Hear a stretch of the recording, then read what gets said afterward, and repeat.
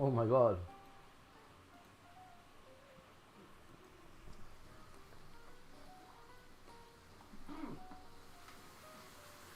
Lunch? Yes.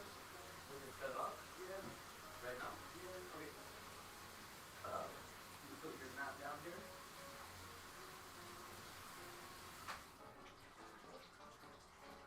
You can kick it out whenever you like, right? Yes.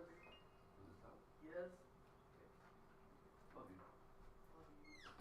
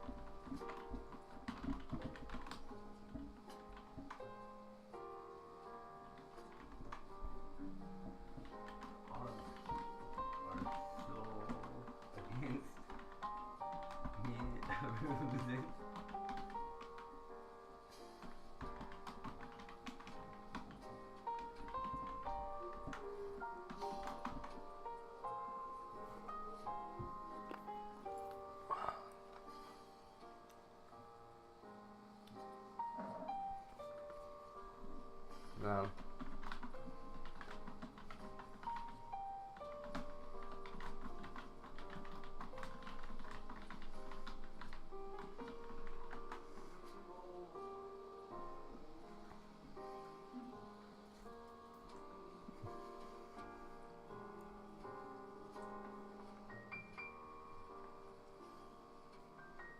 What a scam.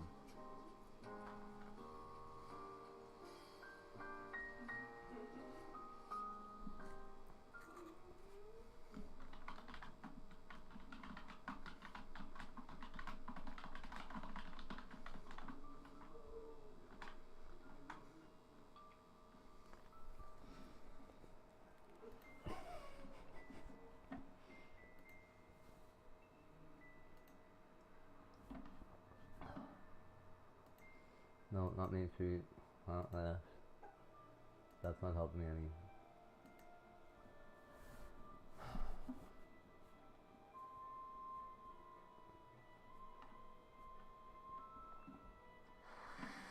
Nope. Nope.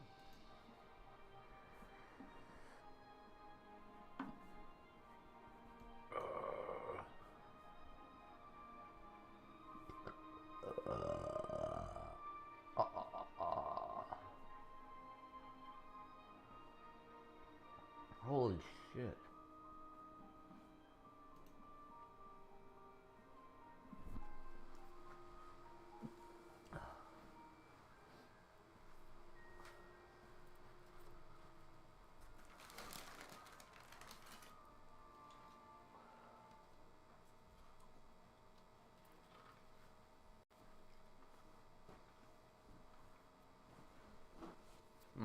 Already seen one.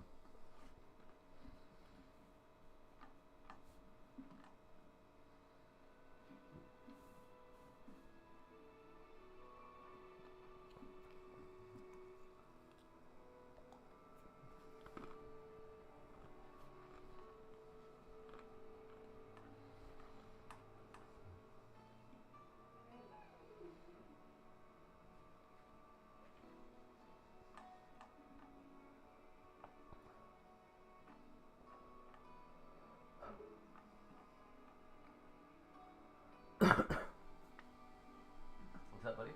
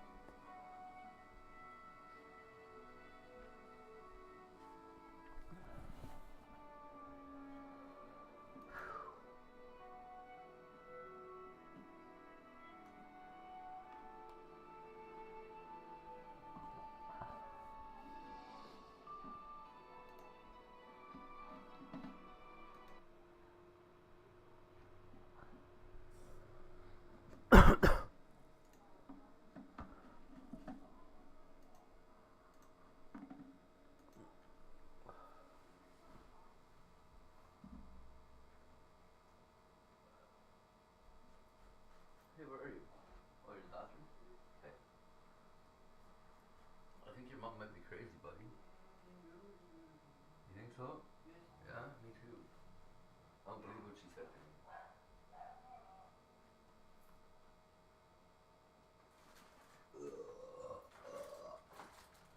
Cannot believe it.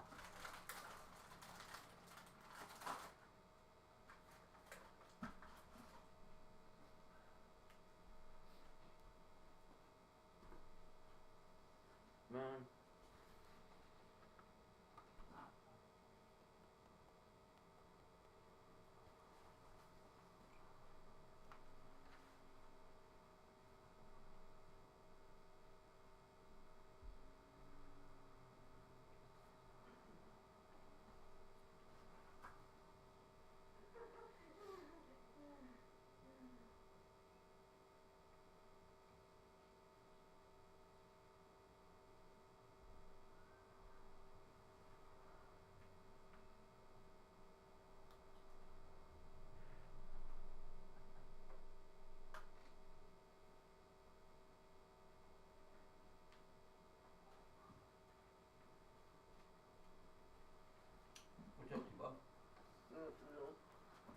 hanging out on the couch?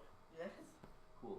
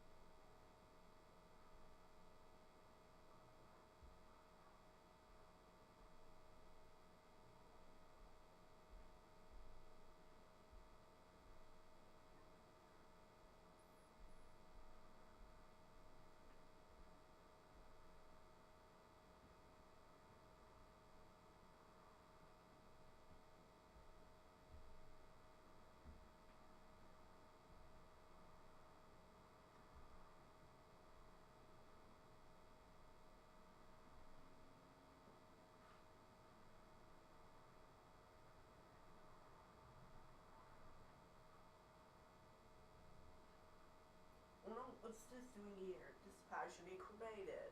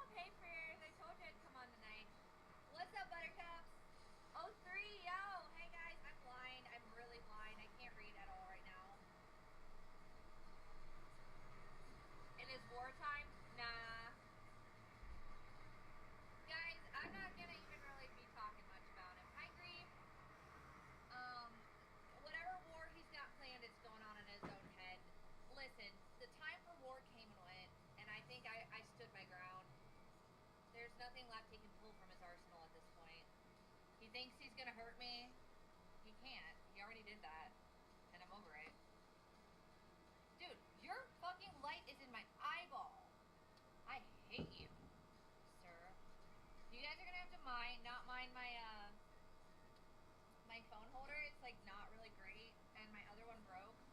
So this one wobbles the fuck around all over the place. So you guys are gonna have to give me a break while I basically the phone might fall over a lot while I'm driving. Yeah, I need to get a new one. I have like a fucking wall outlet charger like underneath the phone to hold it stable, but it's not that stable right now. Oh my god, Motormount update, dude, the car is amazing! The car sounds so good! OMG, guys, literally though, like the car sounds so good. Holy shit, it's a brand new car, I feel like, I swear. Yeah, Piers, I'm trying to, I didn't know where to park, so I had to call Billy. I'm really close to it. I'm extremely close. Extrafallistic. I had these two fat black bitches freak out on me in the Taco Bell line earlier. And so what they did was they parked their fucking car in the drive-thru and they would not fucking move forward. And there was cars backed up behind me. So I honked my horn politely once, little toot, just a little polite one. And they ignored it. So then I was like, okay, fuck these cunts. And I go, I just held it down. And this fat black bitch comes out of her car, and I locked my door and then rolled up my windows. She comes out of her car, she goes, "What are you doing, Becca?" And I just take my camera out, and I just smile. And she takes her camera out, and she just smiles, she looks at me smiling, and she goes, "What are you gonna do?" And I'm just sitting there oh well, is this how you're spending your energy right now? Anyways, so then they waited for me, they were acting so hard, it was so pathetic. They literally waited for me at the end after I got my food, and the girl comes up to my car, so I just kept driving like I was gonna hit her, and she goes, and then she takes her cup and she goes, it was pretty amusing. Hi guys, what's up everybody? Pick up Dex, I cannot, hi Anubis, I cannot pick up Dex, I just dropped her off, silly. I just dropped her off. She came in my house earlier for a little bit.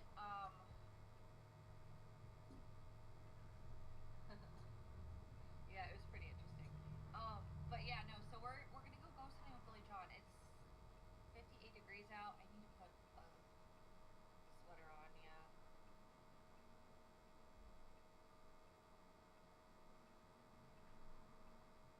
But yeah, Dex, well guys, I move out of my sublet this week. Next week is my last day. So, I got a lot of stuff to do. I gotta clean the bedroom, I gotta get my stuff packed. I've been working on, making space in my own car for my own things. And we won't get into details about, that drama, but the bottom line is I wasn't allowed to have a shit with me to begin with, so. I asked my roommates if Dex could come by while I took a nap, because I needed a 2-hour nap, because basically last night took forever, holy shit. Last night was, not expected to take as long as it did. However, it was amazing that Angels Don't Fall did that for me, honestly, it was truly amazing. Literally. So thank you, Angels Don't Fall, for fixing my car, holy shit. I will be giving him some money when I can get money together again. But, for right now, he did me a huge favor, and I'm so grateful for it. So, we were just up, and we didn't sleep, okay, and it sucks. Think I'm on fun, Billy. So yeah, that's basically my update on that. My car feels phenomenal. Phenomenal. It feels so good. He knows where I'm coming. I thought I was able to park off. Oh, I think I see him! Yay! What up? Where's a good place to park? Just right there? Yeah, right over there. And, okay, so I'm gonna leave Boogie in the car tonight, just cause, she's exhausted. Okay, hi, what's up? How are you? Oh my god, you don't even know. It's been such a long freaking night. Really? Yeah, dude, oh my god. But yeah, I'll tell you in a second. So, should I just... Yeah, get in the car. Yeah, what am I doing? It's hard. No. Now it is. Ready to Romeo coming. Oh, Connor, what's up, homie? Yo, Freers. I didn't even know you were doing that. Abby, are you drinking my soda? Hey, you gotta move. Billy's here. Abby. What's up? You can sit on my lap. Oh, she's like my favorite. Thank you. Hi, Lark. Hi, Brian Snow. No, I didn't stay up all night messing around. I stayed up all night because it took 12 hours to get my car done, which is fine because he fixed it, but we didn't expect it to take that fucking long. Okay, so anywhere along here? Actually, if you go into there, there's this place you can park. Cause right here, I guess. Over there on that side? Yeah. Okay. Well, let me You get gotta around. go all the way to the light. Okay. Your arm's not out the window, is it? No, no. Out the window? I have a habit of like rolling up the window with people having their arms out the window. It's a bad problem. I heard your sublet was haunted. My sublet? Yeah, because Crazy Boy doxed it, right? Oh, did you? Yeah. Oh, he doxed it. He doxed Dex's parents. Damn, dude. He's a piece of shit. I mean, what the fuck? Yeah. Your parents haven't given it. Well, my parents didn't either, and he tried to get my mom fired. So. Okay, we go into here. Oh, this way. Don't tell anybody. I'm breaking the rules. Oh, no, you guys. can go straight and take a Oh, left in here. fuck! There's another option. Okay. All right, we're gonna make this work, guys. Yeah. Hi, guys. Okay, in here. Oh, this is a good parking. Oh, on the side? Yeah, no, if you keep on going and then take a right in the first gate. Gotcha. Okay. Yeah. I was on the wrong side. Dude, I think this is all night parking. Because look, there's an RV right there. Well, what the fuck? Sick.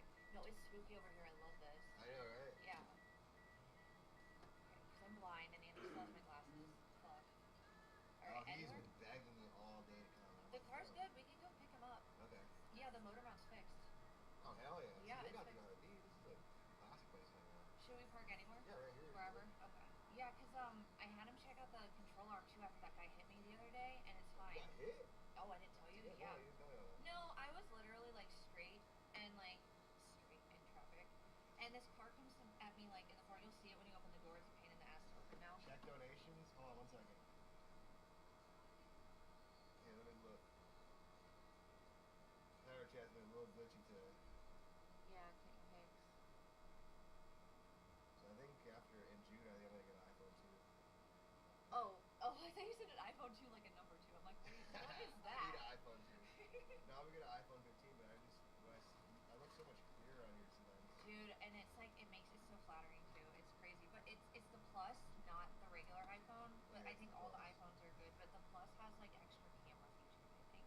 I don't know. I got a really sick deal on it, and I just grabbed it before my credit plummeted. So I love like literally this phone is superior to everything I've ever had. This is a nice. This is just the iPhone 11, but this is a 14 Plus. I don't see any songs yet, EB. I don't think it came through on Power Chat yet. But it probably will. Oh yeah, guys, and you guys will have to warn me about my donations because my Power Chat is Thank just you, BP. not doing what it's doing. It's just being a pain in the ass.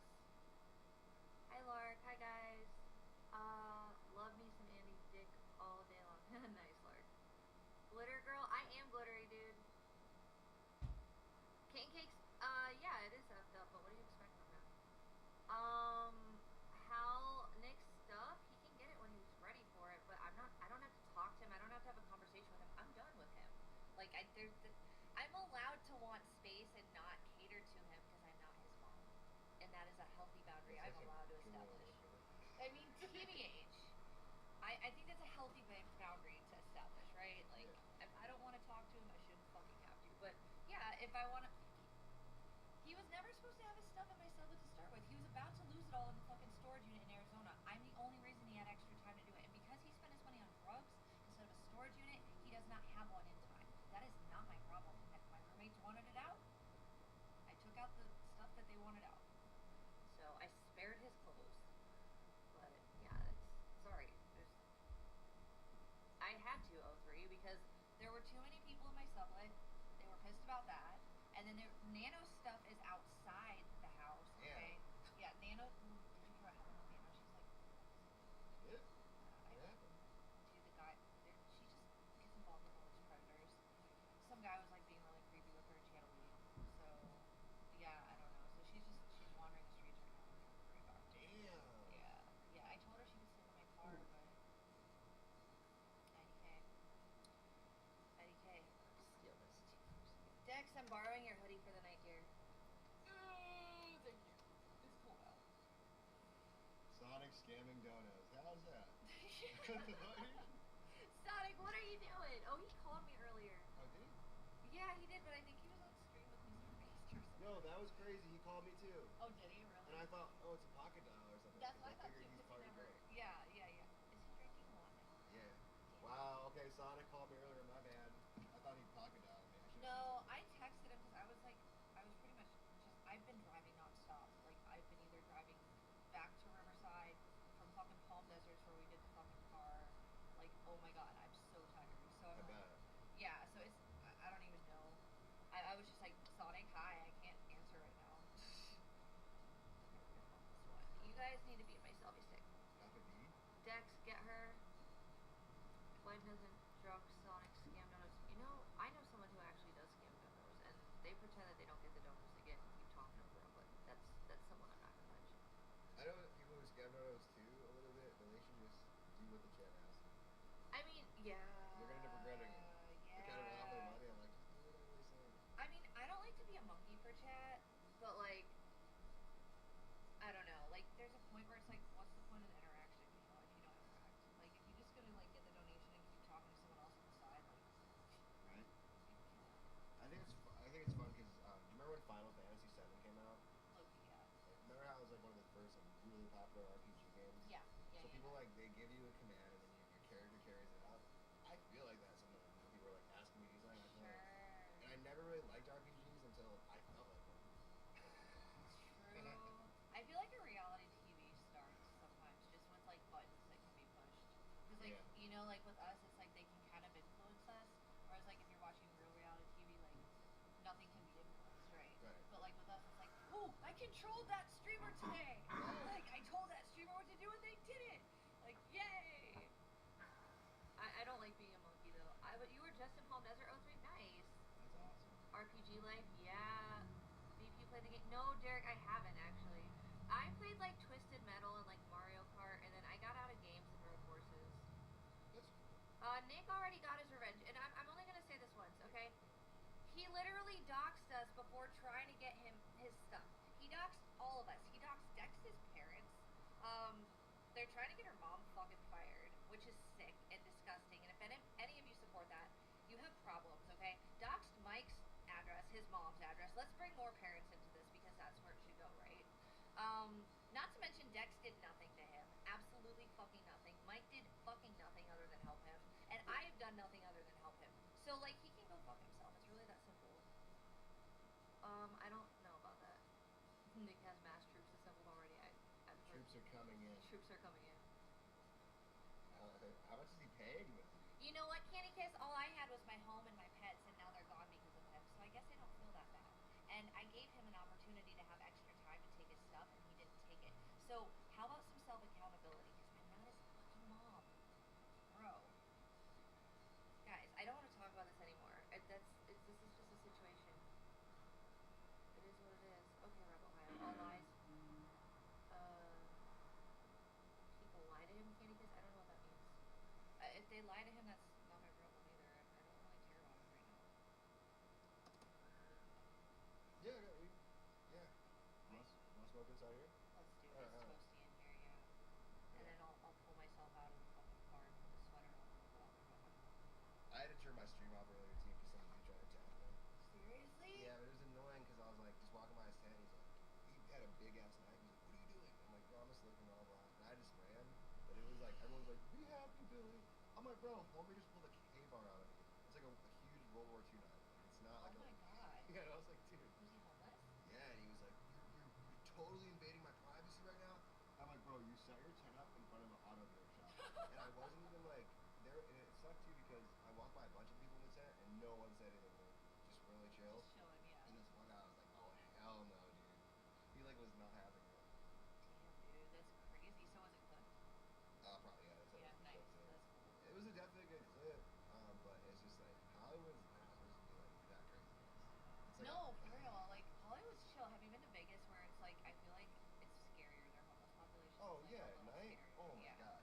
Yeah, for sure. And or Hollywood is actually you get a couple crazy people like running amok and like maybe sometimes like just you hear the occasional screamer in the distance that's just talking to themselves. But it's really not that bad. You're absolutely right though because there's like Vegas, you never know. Like, Yeah. Yeah, Vegas is like up there. Dude, these chicks almost fucking tried to beat my ass at Taco Bell. Really?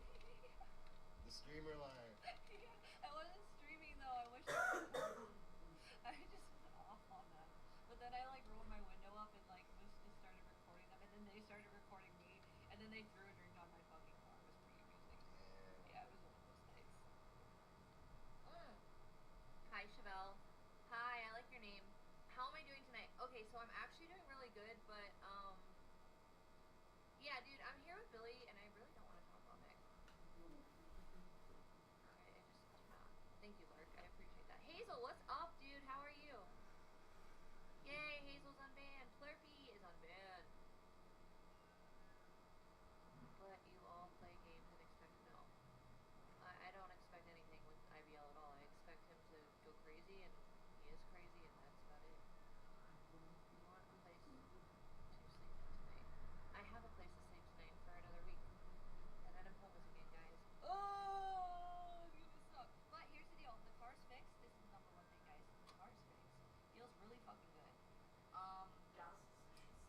I just got the oil changed. The only thing I'm gonna have to maintain is the tires. I really just need to focus on getting my security spot or security deposit together. I might get another long-term sublet though. I'm thinking, really? yeah, because there's not as many security deposits with sublets. So I was thinking like at least if I can wrangle up rent, like no big deal. But it's like the security deposit and rent that I'm trying to get together for my own place. So I'm like, I just have to work a lot, and you know, you guys, if you guys make some donations because I make good content, that'd be sick too. Wait, Hazel, are you sure? No, I think I just unbanned you on this one. I swear to God, I don't know anymore, guys. I'm tired, and I'm driving a lot, and my brain is, help me, I'm melting. My car really is. It doesn't sound much better. It feels much better. It feels solid instead of like it's even I've crumbling. only been here for a second. Yeah, no, as soon as I got the car, dude, I was like, fucking fix it. I just don't know why it took him so long. I mean, I don't do anything on the car, so I'm not judging. It's just like, I think it was like a 2-hour job, so It was like 4 hours. it was like 12. Wow. It took him, Billy, we were like, literally, me and Dex were sitting in my car, and like, he did it while we were in the car, no big deal, and we were just sitting there while he was working on it. Oh, wow. He kept saying like, a few more minutes, and I kept coming out. It was like, 12 hours later. not done. Yeah, it was insane. But like, it was the nicest fucking thing he's ever, like seriously, because he didn't charge me labor. Oh, you didn't? No, because all I had was like $500, so I bought the parts, and he was like, dude, I'll help you out. Because I was really freaking out. I'm like, dude, I can't work without my car. Like, if I don't get donations, I can't make money to fix my car. I was like freaking out. So, Billy John's working the boulevard. Hey, girl, hey. About tree fitting. My shackles are unlocked. IP2 Underground, yeah, I did a little unban the other day, and I figured I'd give you a shot. You're welcome. Don't blow. Because you know my rules for mods are different than the rules for myself. My finger of doom. It will. It will. No, and I will ban. My mods only come out, I ban. You don't want to see the finger of doom on here, guys. What's that guy's name that was staying with Billy Andy Dick in 2023? Oh, Thomas? Oh, Yeah, it was Thomas. Oh, that was Thomas? Yeah. Oh, he's nice. Billy? Yeah, we love Billy over here. Oh, the guy that fixed my car. Yeah, dude, angels don't fall. Like, seriously, like, oh my god, dude, you don't know. He saved my ass, actually, because this is all I'm gonna have for, like, until I get an apartment, is my car. Like, I have to work in it, I have to have shelter in it, it needs to function, and it needs to not be broken. And then after that douchebag hit me the other day and then ran off, it could have really severely messed up my, like, suspension, anything that was expensive and important. Hey, if this place stays open all night, I bet you can come hang out I was over also here. thinking about that Yeah. too. I was literally, well, I have a secret spot that I go to, like, I guess like in Arizona, and Arizona, I don't know if it's legal to sleep in your car, but there's a spot that I always go to in Arizona, which is illegal. But like out here, I think it's legal to sleep anywhere in your car now. I think they Oh, changed yeah, that. they don't give a shit. Yeah, I think they changed that because I think they like just made it legal. But no, I have like a particular area that I have in mind out here that I can go to in just about any city. But I'm not gonna tell you guys because you guys like to call on me while I'm taking my naps and like suck my dick. Oh, let me see what you said. Sorry about that. I couldn't see what you said. Billy asked VP if she would drive near LAX, and I put gas in her car. Egypt Beauty. Egypt And Beauty? treat you guys both to Denny's and IHOP. That would be cool. Oh, Egypt Beauty. And you know what? As much as I love Cheeto and Mike, Billy bet you will actually use your donations for what you're asking us for to use them for. That is the Seth Rogen of OG. There's literal Seth Yeah, it's actually really good. He owns his own company. It's called like Houseplant or some shit. Okay. It's fucking badass. He's got like these special little fucking weed things for stoners. He sells ashtrays and everything. Seth Rogen does good with his weed sales, guys. I'm actually kind of proud of him. I can see that. Seth, oh, honey, you sound so tired. That's why I'm gonna leave her in the car. Like, oh, here, she's so sleepy. Yeah. Honey, because we had sleepwalking last night. No, that's cool. And what about James Franco? Does he have his other shit too? No, he doesn't have a weed company. I just had the biggest crush on James Franco. I did.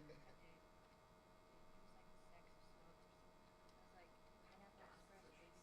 SpongeBob's fist and flats on the ground. Tell her to Fuck die, no, man. we love Cheeto. There's a 24-hour subway near LX. I know exactly where that subway is. Busy to Beauty. That's funny. Come back in my chat. I haven't seen you for a while. I didn't even know that subway was open. On the ground and screams while attempting to We're gonna go check out this place in a little bit. Where you going next? Oh shit. self-eating of SpongeBob. Boogie, you just gotta go take a nap in the Go car. there. Okay. We'll see. It's up to VP. Wait, what they want? She wants to pay for us to go to LAX. Dude, I'm down. Okay. I'm totally down. She said she'd do it. LAX is close by, right? I mean, close enough. It's pretty close. It's not like, I mean, I drive 40%, just to let you know, 'cause I'm not complaining. I just dropped Dex off an hour away from LA, so. And I think, like, so here's the thing I'm thinking, like, while I'm saving up for my apartment, like, I'm probably gonna be between Darren's RV and the Hornets RV. So, like, I can be local if I'm on Darren's RV. Because I want to stick to this area, because this is the area we have content.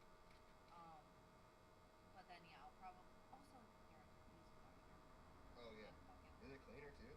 much cleaner. I was gonna I say, mean, it's a little cleaner. The twins actually do a really good job. Like, I'll be real, like, they do a pretty good job of making it inviting and, like, not a filthy mess for how shitty the RV is. Like, they do a pretty good job of making it, like, not smell too often. Like, it's mostly to do with Eric. But, yeah, I would say they do a pretty good job with that RV. But, no, Darren's is, like, I mean, it's Darren versus the twins, so what do you expect? And Darren's got his kitties, so he's got all his little babies on his little RV. I think he's got 3. They're these sweet, old, beautiful little kitties that need quiet and peace. So yeah, it's definitely a lot quieter on his RV. What did Sonic say about me? I don't know. Since I don't know, I wouldn't know if it was true or not. But I'm gonna say probably not if he.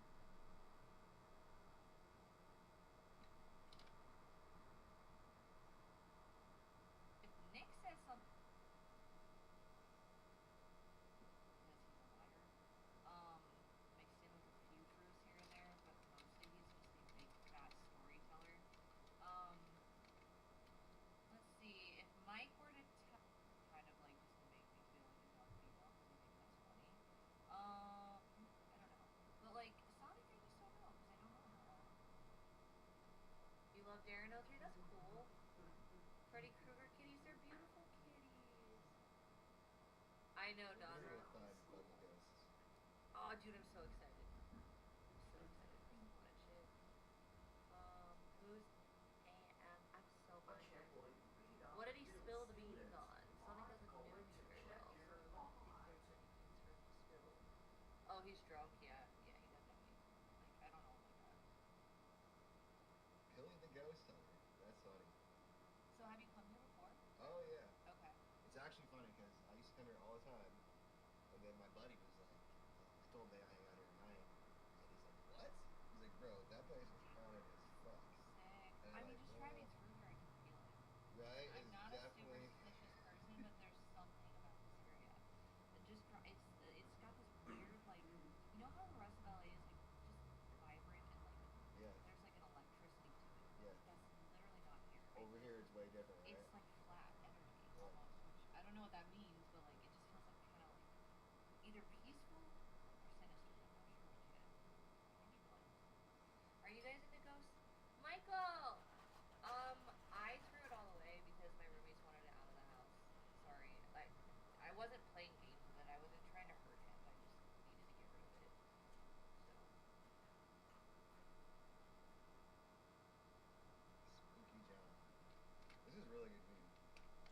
dude, the shit you gave me and Nick was bomb. Oh, you like that weed? Oh my god, actually, cause yeah, we're fucking poor. We've been having the shittiest or no weed forever. So you give us like decent fucking shit, and then we're just like, this is so good. You know what's funny? That I know that was a sativa weed, and I found Oh, I that love in sativa. my locker.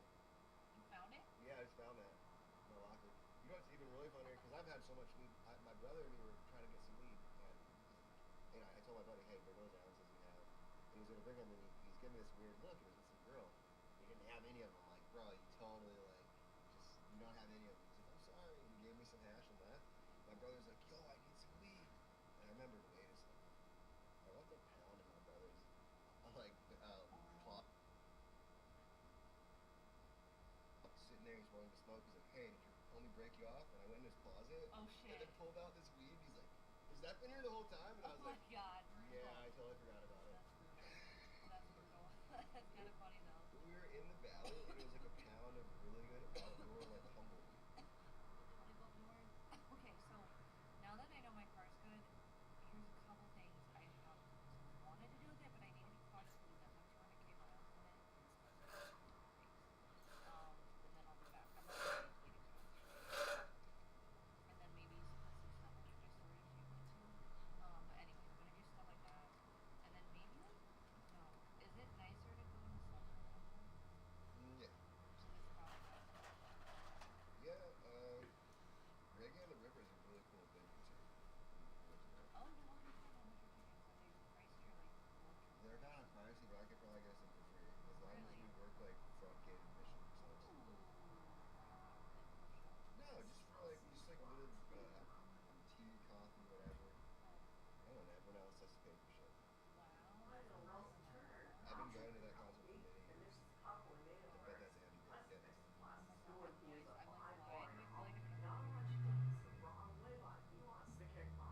What's your favorite scary movie? Oh, that's my favorite franchise ever. Like TBH. Andy, I told you we're gonna hang out soon. No, answer it. I'll call him up the other ones. Okay. Oh, that's what you gave me. He's been calling me all night. Answer it second Saturday, and then I can brag about it not being the first. I'm not buffering, you're buffering. He said, call me, bud. Lord, Lord. You Not didn't yet, see any Andy. ghosts yet, bro. No? Not yet. We're going to go find some. Vegan.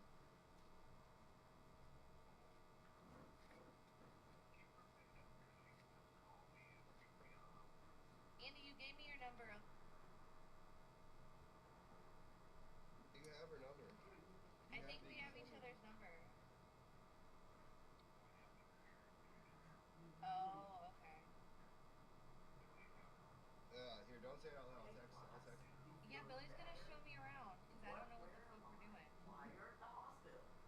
Yeah, it's her first time over at Balboa, bro. Yeah, and well, not Newport Balboa, but yeah, LA Balboa.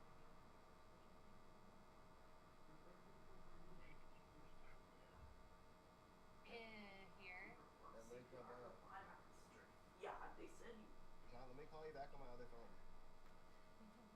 Alright.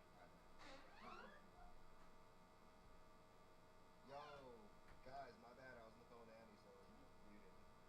I just wanted to be sure. Andy hates Wow. dirty digging.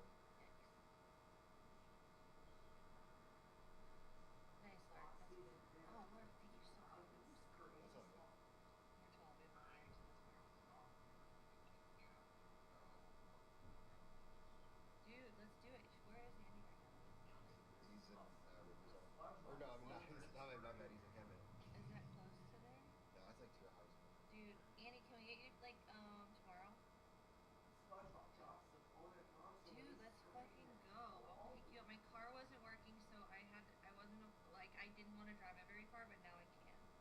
So we'll come get you. Yeah, it's fixed. It's safe now.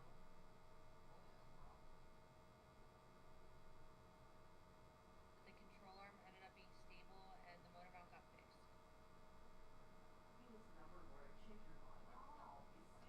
The motor mount, where you put the engine, like its mount.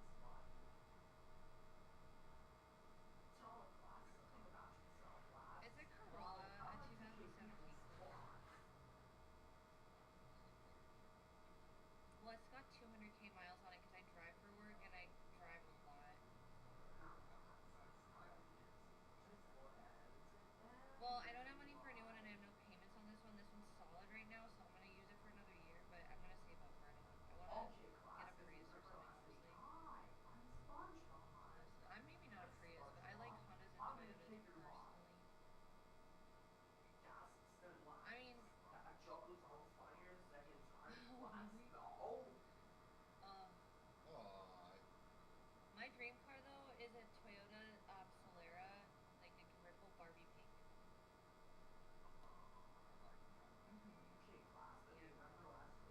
Yeah. They don't make those, but I want one.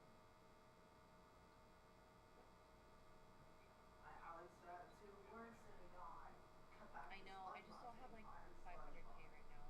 You know.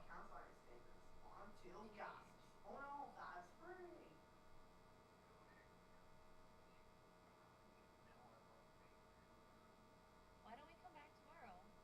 Yeah, I'm totally down. Let's do it. Andy, we're just gonna get you tomorrow. Do you want us to get you in the morning or the evening, sir?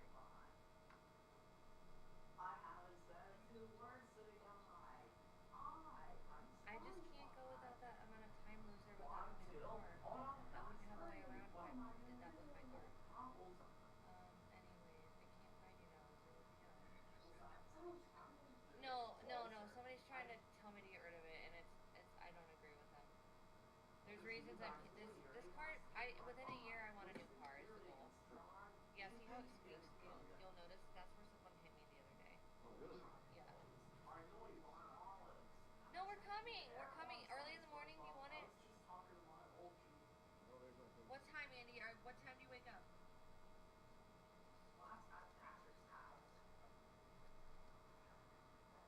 Okay. We should go. Oh, there's my nugget. Nice. Hell yeah. He's not. I would really like to. I'll leave you a nugget. Oh, that's not too far. I would definitely be able to do that. Andy, would you be ready by like 10 a.m.? Hell yeah. Oh my god, let's do It's this. gonna be awesome. Road trip. Road trip, yeah. Okay, so the only thing maybe Billy you can help me with You want me to take it off?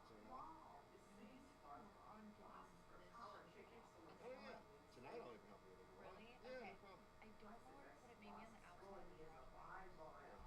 Eventually it's next after I get it. You can leave it in my place if you want. Oh, sick. Okay, yeah, wherever. Yeah, cause I'm like,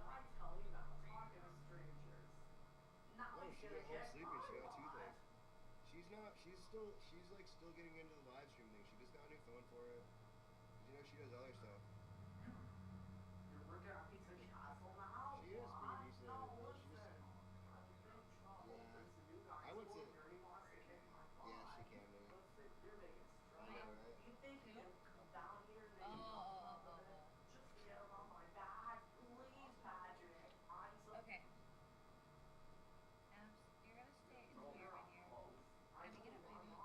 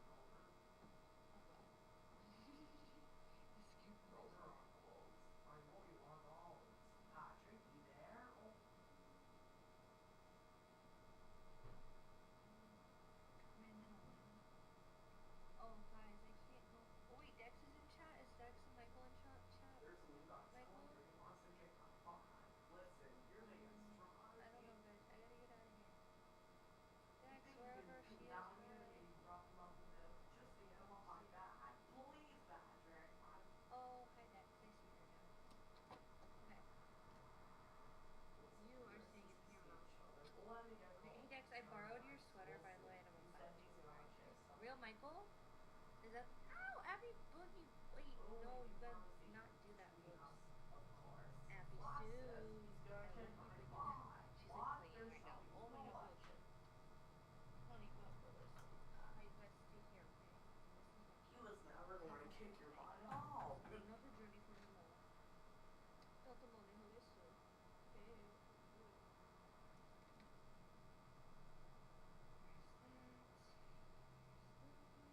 Oh, I didn't pin my link. Fuck, I'm so sorry, guys. I know, right? Can't you say anything else but no? Try asking again. Can I have something to eat? No. I put my sweater on. I should get Abby a sweater. We're Okay, you guys can alright. show the stick. We should My ask the trash show can he's get away. okay. She's really Hello, confusing. anyone there? Alright, Patty, I understand. Class says he's gonna kick my butt. What? I There's know, no Dad, no keep butt working. kicking in any class of mine. I taught class for you. I used your name. It's all misunderstanding. You what? He was never going to kick your butt. That's No. why You you see, have to let me keep it at my SpongeBob, house. They class took it is by for lost it. He intelligent. lost it. He lost it. So, yikes. How about you don't know what the fuck you're talking about? It's bad Ask shit. so she sees SpongeBob's fist and flies on the ground. Alright, guys. Yes, dragonflies. Let's try to start drowning. We all know. Through shopping, no butt kicking. I'm kinda high, and I'm getting fucking buzzed. I'm kinda high, and it feels so good. Oh. No, loser, but again, then I... Are you Never fast? mind. I don't think you're Yes, I understanding what I'm am. trying to say. Okay, I'll see, try to I explain know what Russ I'm Turner saying. and Patrick could help me, and Mrs. Hubbard made it worse. I That said newer Mrs. car Glass is 4 years of that eyeball is and all, and I want you has to the take this the features wrong and way, but qualities he wants to kick my butt. Dad, longevity of what are you car. doing? Nothing, son. What did I tell you I about forgot what I'm talking to gonna sell strangers? Now he's gonna kick my butt.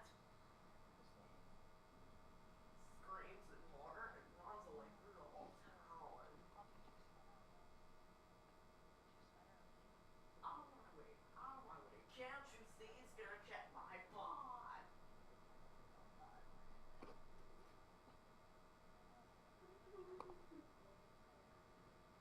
Voice your Hey, voice. Flash, you feeling better? So What annoying. am I?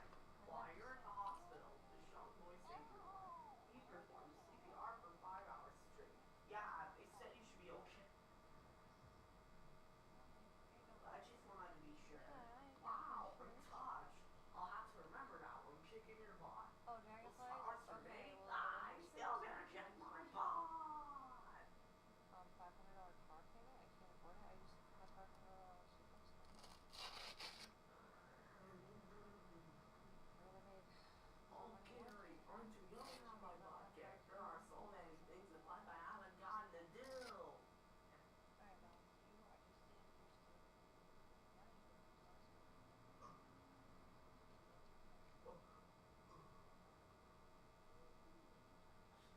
Those flowers for me? SpongeBob screaming as he runs out of the hospital after bringing flowers to class. He's still gonna kick my butt.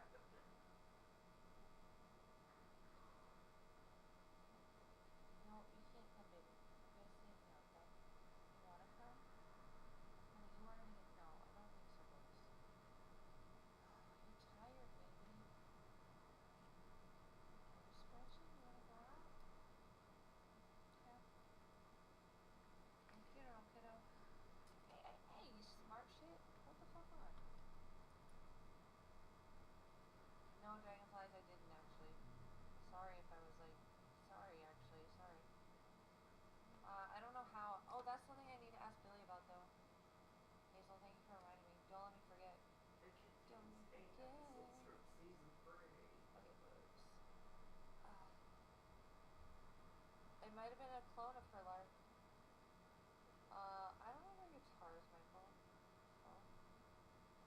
None It of that shit features is 3 magic, episodes really. from None of season that. 1, 5 episodes from season 2, and 2 episodes from season Yeah, I 3. agree, but I don't have the credit for what you're trying to say.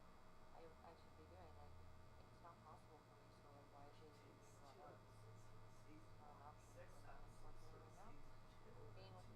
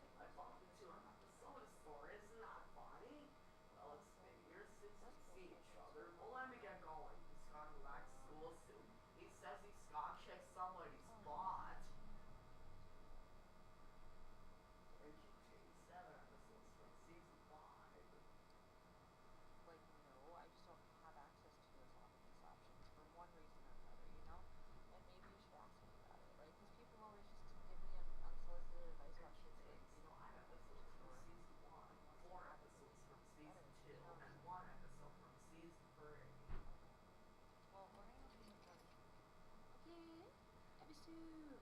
Okay. Oh, there's so many things in my head. Woodard's face gets Oh, red you're after killing the me, magic Stu. nutshell tells it no.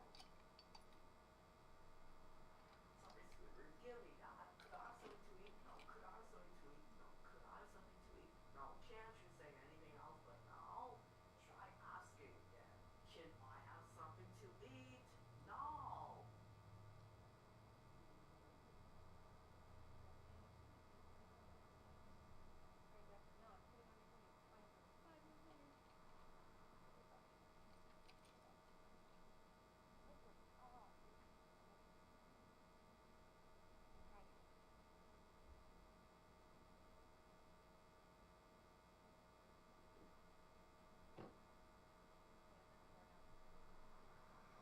Door don't lock. Well, I'll have you know that I am a member of over 20 different exclusive clubs all across the sea. I say, I don't know, $70,000. Sweetie. Hey. No. No. You can't have this. No. I'm kidding. You should take this 8 episodes of the season, Steph.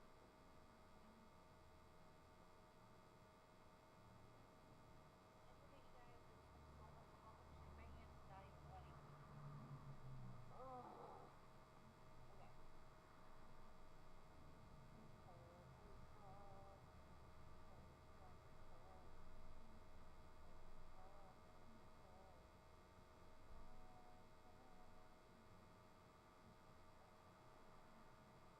Holy fuck. Holy fuck. My God. I wanna go too. No, I want to sleep, Billy. Hello, this is Spacer Castle. Captain Mrs. Puff's room where Oh, SpongeBob is my still heard God. screaming. Oh, bless you.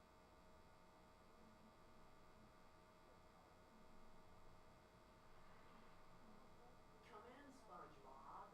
Please, please. Mrs. Puff, can I be in a different class? But why?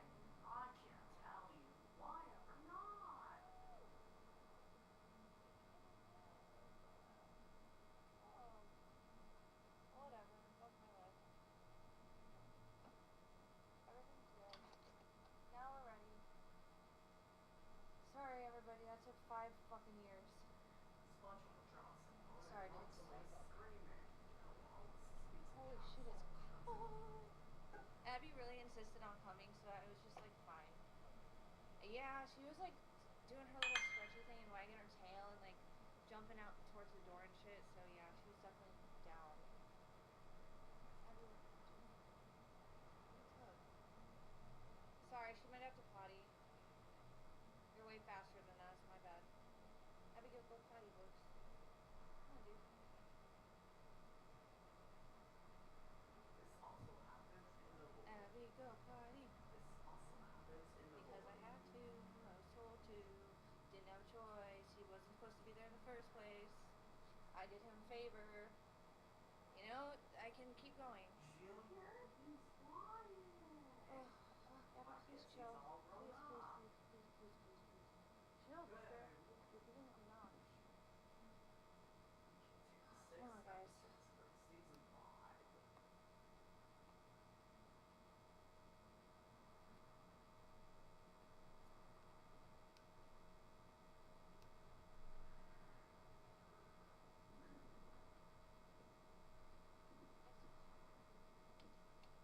It's really cold. Abby, you can chill out, dude. Well, yeah, but I should warm up, and if I don't, then we can come back. But let's try it. Okay. Ooh, woods and a bridge, fun. She takes 3 episodes from season 1, 1 episode from season 2. Okay, like homeless people? That sucks. Yeah, I was like, you guys need to. Yeah, in case they brandish any more like large knives. These don't seem really strong. I'm like, honestly, I walked by like 20 minutes and no one said anything. Oh. And honestly, dude, like the last time we did it, I thought it was really weird. Oh, man. We're like, our dog is real. You like, took me to the. Wow. Season 1, 1 He must episode have from something to season hide. 2, 2 episodes from season 3, and 2 Whatever. episodes from season 4. That's stupid. It's funny though, 'cause I still didn't want to do it. I was supposed to go to school, but. Patrick is shrunk.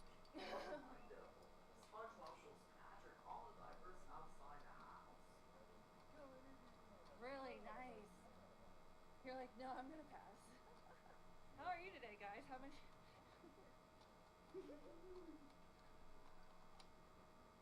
Who's your favorite rock? Nice day. It contains free episodes Who got from banned? season 2, 1 episode from Who season got banned? 3, 5 episodes from season 4, 2 episodes from season 7, and 3 episodes from season 8. Who is cold? Cold. Like, guys, it's creepy over here, huh? I didn't know anywhere could be this creepy in Cali. It is a little bit creepy. It's very This eerie. also happens You know, in the it's bully. like the redwood thing more. I believe that. I don't know, like, exception wise, but I know you're exception over there. Okay, okay, for sure. I know, like, Eureka probably. Ooh, Eureka would be fucking fun. Yeah. Episodes coming Yeah. closer. I just got Patrol. SpongeBob Patrick said Okay. I hate you 10 times. See, I don't know all of Cali's lore, but definitely some of it. You think you can come I back don't here think I've and ever drop heard of him this off a area bit before, though. just to get him on my back? Please, Patrick. Interesting. I'm so scared. Maybe that's part of He's its like a mystery. little bro. But down the street though, there's like just amazing pawn shops, amazing small shops. Like hell is locals go. Sure. And honestly, there's just one place that's a Thai food place that's literally one everywhere you pick up any kid, that's Thai food. So, we're gonna go get Andy in the morning, right? Oh, I'm down. Okay, he said he was down to get him at 10. Yeah. So we leave around 8. Oh, yeah. Okay. Yeah, 'cause that's good, and then we'll bring him back here. But that'd be cool to like go some fucking, I don't know. Andy, he might be really fucking fun Yeah. in a haunted area. Honestly, like last time when he was acting all crazy, those people were letting him get too close. Sure. Season 6, Unfortunate. Those guys, they're paying every little bit there. You gotta go. He just has access, yeah. Oh, bummer. They had to go back. Oh, damn. Dude, look how foggy and mystical it is, guys. Ooh. I'm putting on a filter because...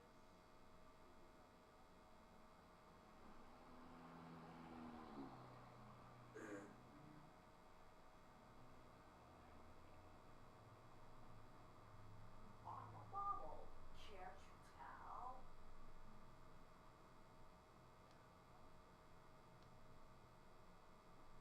Abby? You're being bad, Abby. Stop it. Abigail, stop, please. I know, that's your buddy, 5 huh? episodes from season 1, That's your 4 buddy, Billy episodes John. from season 2, and 5 Oh, that might be episodes from season better. 3. What is that? I like Dick Thousand. Oh no, this is the one. Okay. Here we are.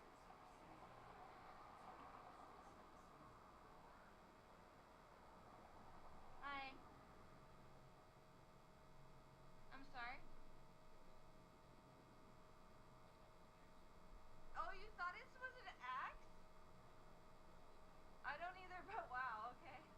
That's funny. He thought this was an axe? Well, it's a big selfie stick. It's just a really big selfie stick. You scared me too.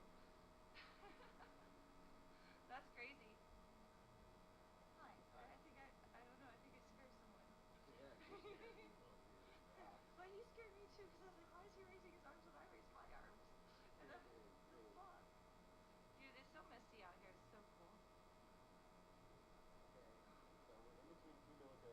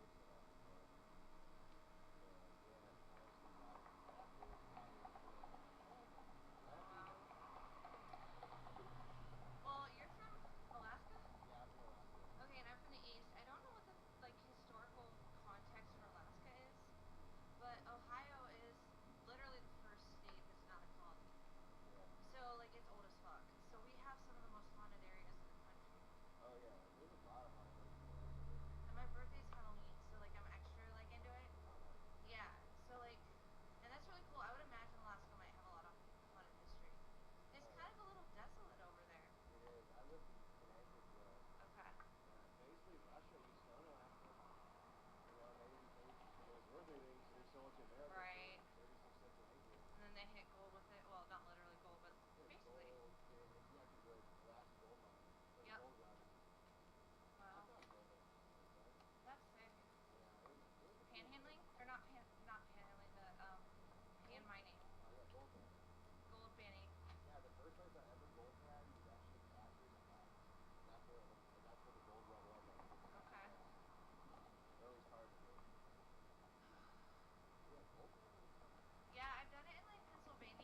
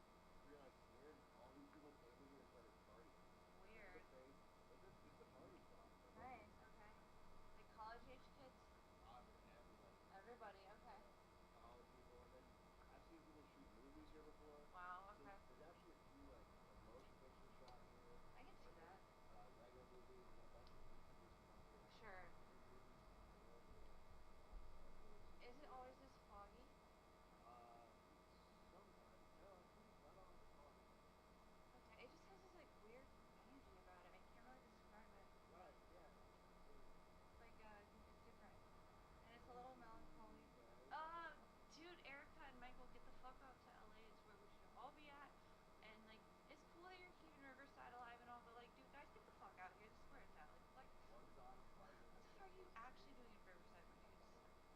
Come on, branch out. Let's go. LA, Chop Chop, GTFO. Hi, the people. Nice to meet you. So you like kicking butts, do ya? Well, I'll show you, old man. Oh guys, by the way, my speaker on the 14 Plus is loud and proud.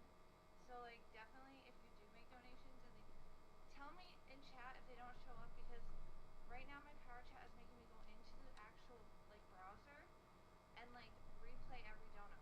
It doesn't just automatically play them right now and it's not a setting I can figure out. If it's a setting or a glitch, I don't know. But it's not just automatically playing. So if you send a dono, let me know. Fine, Mango. I'm saying you guys should camp out over here, dude. Here's the new guy in school and I'm he saying already you guys wants to should kick my park over here. butt. I Listen, know your you're mom's making not, but strong. is she gonna move or stay there forever? Like, what's the stitch with that?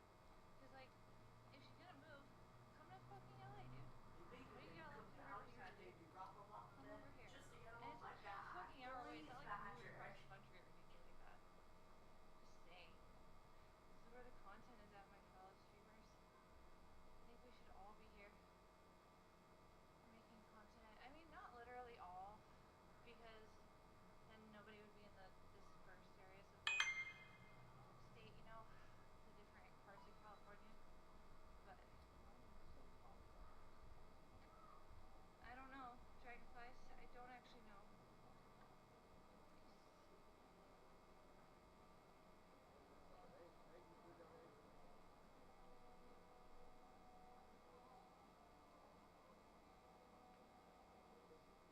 Nice. There's Blake. Sweet. It's so foggy.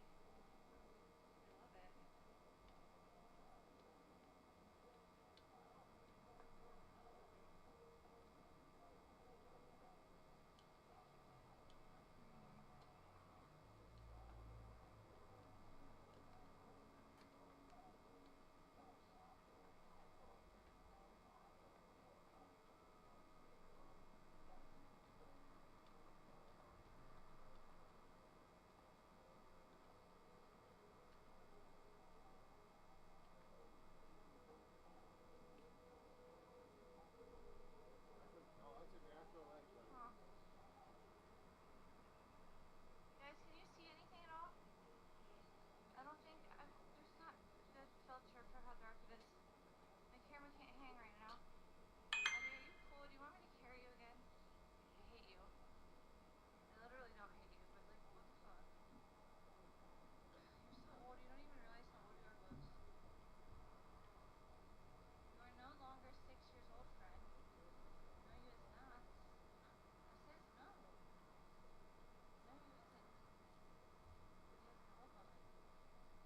You is a boomer now, Stu. How does it feel? You're a fucking boomer.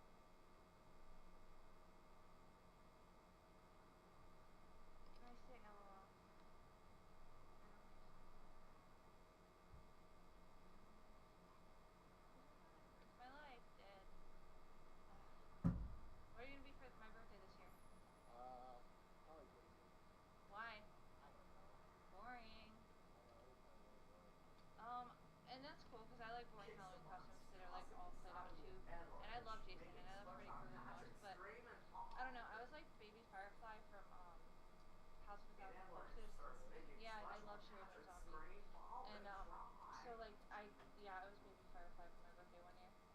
And then I was a Sexy Freddy Krueger one year. So like even twists on that shit are cool. But you know what I think is funny One is of when like Mr. Snake's chicks wear like socks dude fell into like our costumes that are meant for bathtub. dudes, but they still look scary. And then you take off the mask and it's like, oh, that's a chick. I don't know. I love Halloween so much. Were you were you near any college towns or anything like that growing up? Oh yeah.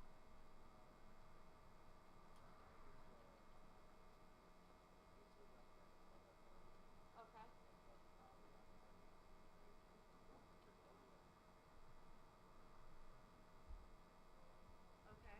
Oh yeah, at the universities is always the shit, especially where you grow up. Like 2 years ago, it was like snowing Halloween. We actually Oh lived in god. Harrisburg for 4 days. Oh my what the? Yeah, Nice. we tested a bunch of things. Nice. I know. Oh why? We had like I don't know, it's just like a crazy drug time. We like did a little more stuff. It's like I've been What drunk the twice. fuck? Yeah, it reminded me probably of Halloween. Like Wow. it's Halloween. Like you know, just like this kid freaking whatever. Where'd you find this one? Back on Honeywood for a long That's time. funny as fuck actually. It's just Yeah. really random. Super random. I don't know if I have service or nobody loves me anymore. Where'd you guys go? You guys know I was like, okay. So when I like, I'm not trying to excuse anything because I meant to piss you guys off the other night. I wanted you guys to think about what I was saying because I had a point within my fucking trolling. I was excessively, exaggeratingly irritable about you guys not giving me donations. Well, my boyfriend got donations meant to hurt me consistently over and over again. Well, my chat doesn't do that to him. I'm not allowed to get upset when his chat does that to me. So, $2. I was basically just kind of exaggerating how pissed I was. And I was kind of pissing on you guys a little bit, but not really as hard as I was like sounding like I was. So like, if you reduce how I sounded to like on a scale of 1 to 10 to like a 2, that's pretty much how I felt. So it wasn't really that upset, but I did have points to make. I hope you guys listened to them. Sorry if I offended anybody. That was my intention at the time, but it was an immature intention. And I must learn from it. I feel like I must.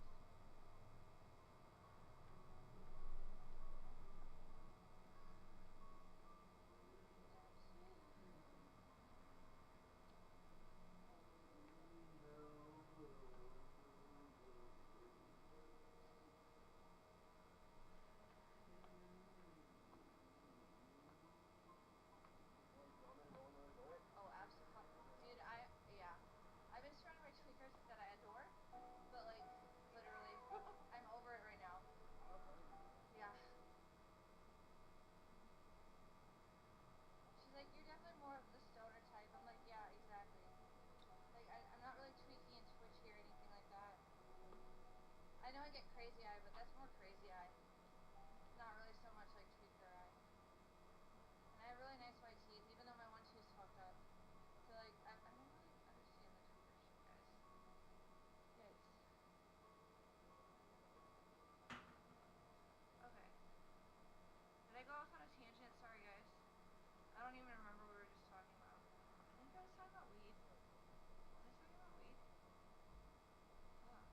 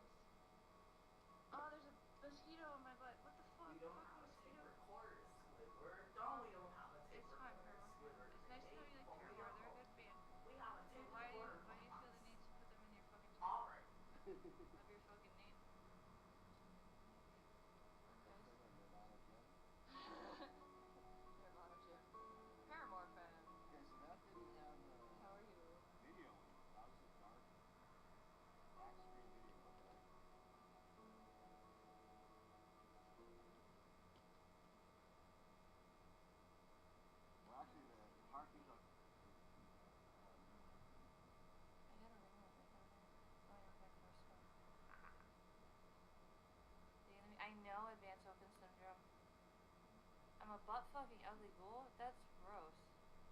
Did you watch the show Paw yet? No. They have ghouls in the show. Ghouls? The ghouls, yeah, the people who've been in radiation. Oh, wow. So awesome. Dude, yeah, now I want to see that. Andy was asking, what should I watch? I'm like, watch Paw. I bet he watched the whole series.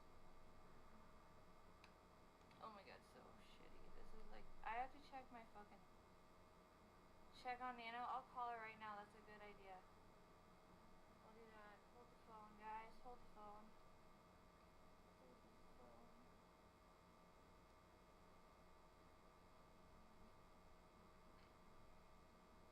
Oh, Abby, where are you gonna go? 'Cause I don't want to tie you up.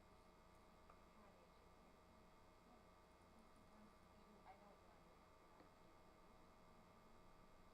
Come on. I know what you want to do. Go home. Go everywhere. She's even been in the hospital with me, so she really thinks she's the only one. Oh, really?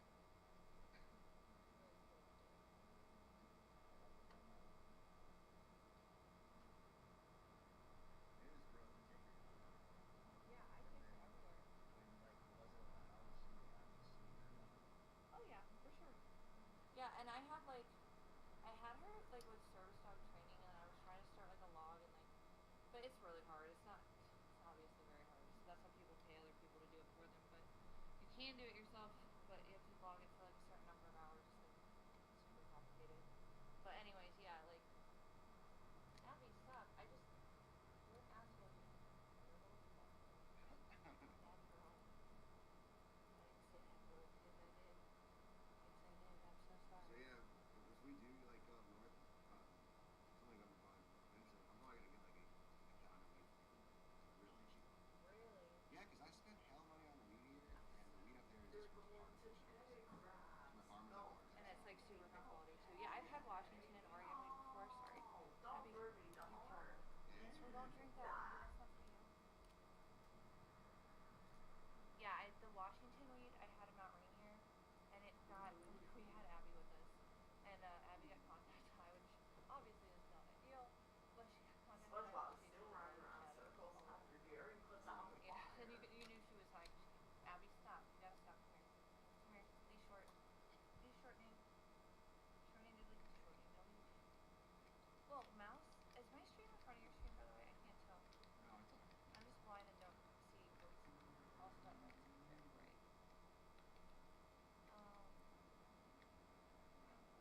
Here you go, Squidward. Hold on. 1 and 2 and 3 and 4. It won't zip. Nice day. What do you think I was trying to do with the car? Literally trying to get it to zip. It's a struggle bus. Abby, you can't walk on the weed. I know you want to stand up here and do whatever the fuck you want to do, but listen, woman, just because you're the cutest thing ever, you know? Just do whatever. Stop juicing my face. You're gonna get. No. I didn't ask for your juices. I didn't ask for your juices, bitch. Okay. Abs. Okay. No more thank you. Thank you. You know it yourself. Please for a moment.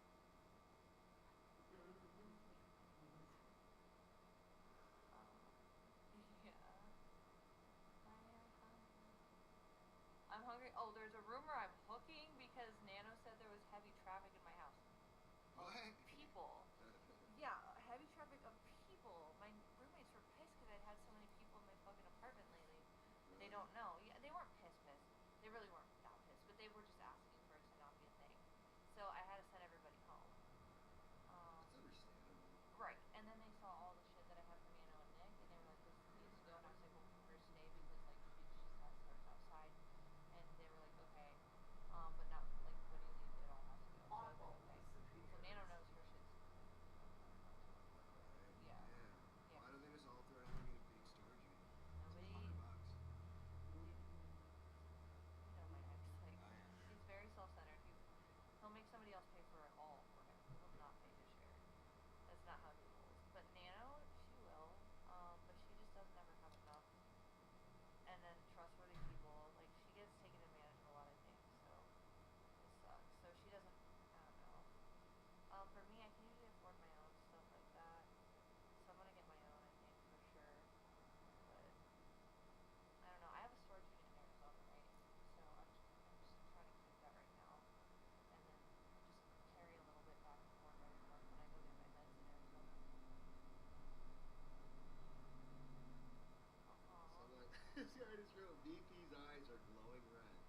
No, they're not, bro.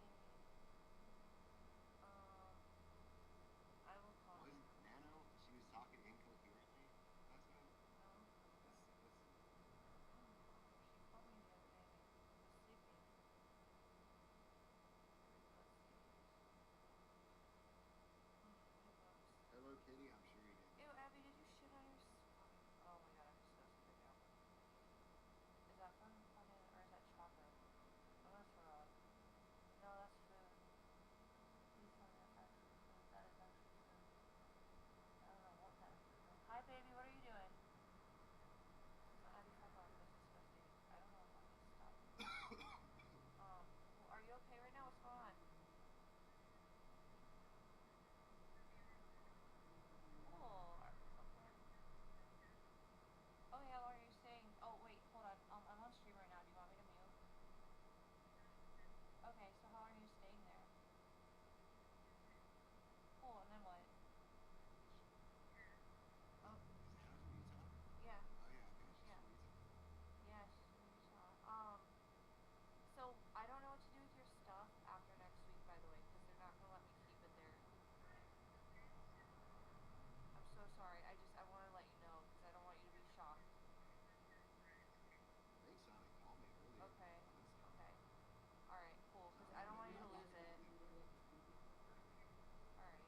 And then let's see. I have another week in my sublet, so I'm gonna be in LA mostly for the week and working and doing all my stuff here.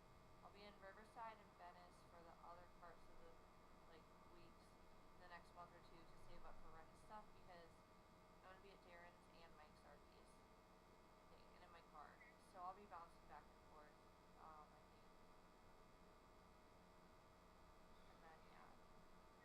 So I'll be in Riverside a lot, like in Venice quite a bit evenly. So I'll see you like I'll be able to see you plenty in either or, you know. All right.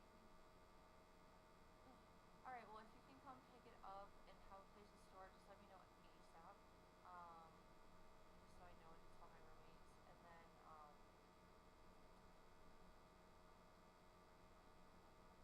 think that's about it. I love you. All right, night.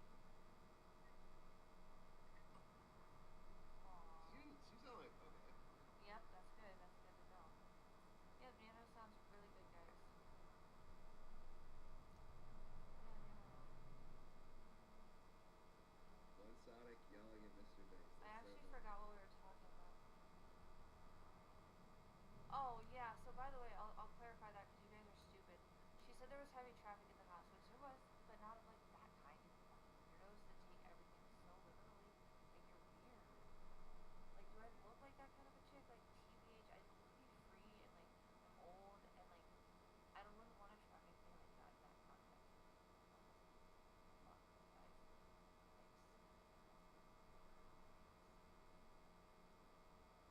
And then Nano doesn't lie, so hi Palm Sweat, thank you. I know, nice day, and that's unfortunate, but yeah, I'm doing what I can do. And I was mad at Nick and I didn't want to talk to him and I wasn't obligated to, so he had 1,000 chances to get a shit. I just assumed he wasn't going to for like all the reasons to like, you know, he's just never done it and he's had opportunities to. I just thought he would never do it. So he only does stuff when he's like under that much pressure to do it, you know. He doesn't just plan ahead or like think intelligently about budgeting or anything like that. So not that high IQ. Hi Jonathan Earl. Aw. I hope he's not staying any dudes hotel rooms up. I guess he got $50 for going back with this dude to a hotel room. He claims he didn't do anything, but dude, no. He would always talk about how like he had schemes on Grindr where him and Jacob would like go like pretend to be gay and hook up with dudes for Grindr or something like that, and then like they would run out with it. I don't know. I don't know how much he lies about though. You know, he's kind of like delusional too. I don't know if he knows he's lying sometimes. I don't honestly know if it was true or not, but that's what he's used to say. Wild. I'm out of chapstick, guys. I'm super sad. Super sad.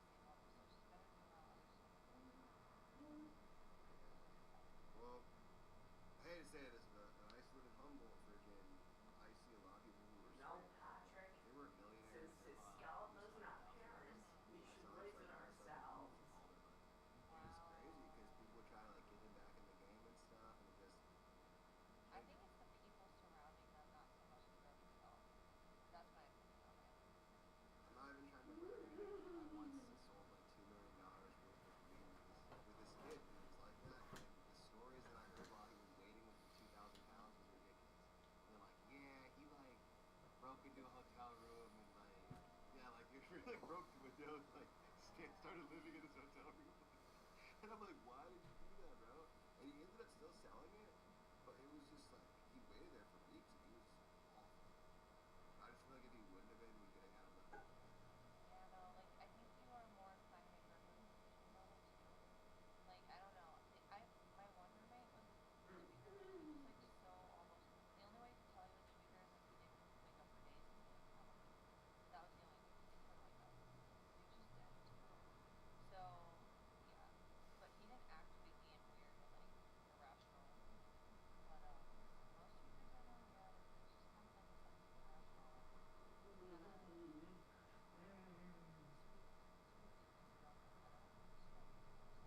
You don't really trust people as much as people just want to make you feel like I think this guy thinks that he just said Abby is your minion. my Like minion. what? Oh, that's cute as fuck. This is my minion. She's my mini piece. She's my mini mo. My mini me.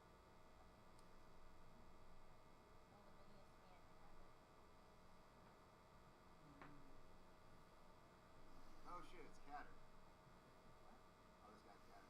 Oh, oh, oh, oh, I oh, think oh, he's from oh. Texas. Oh, I thought he was somebody else. Just kidding. I thought it was fucking oh no, now I'm so stupid. It's not who I thought it was. Who's fucking Zaya? Okay, I'm trying to look at my chat here.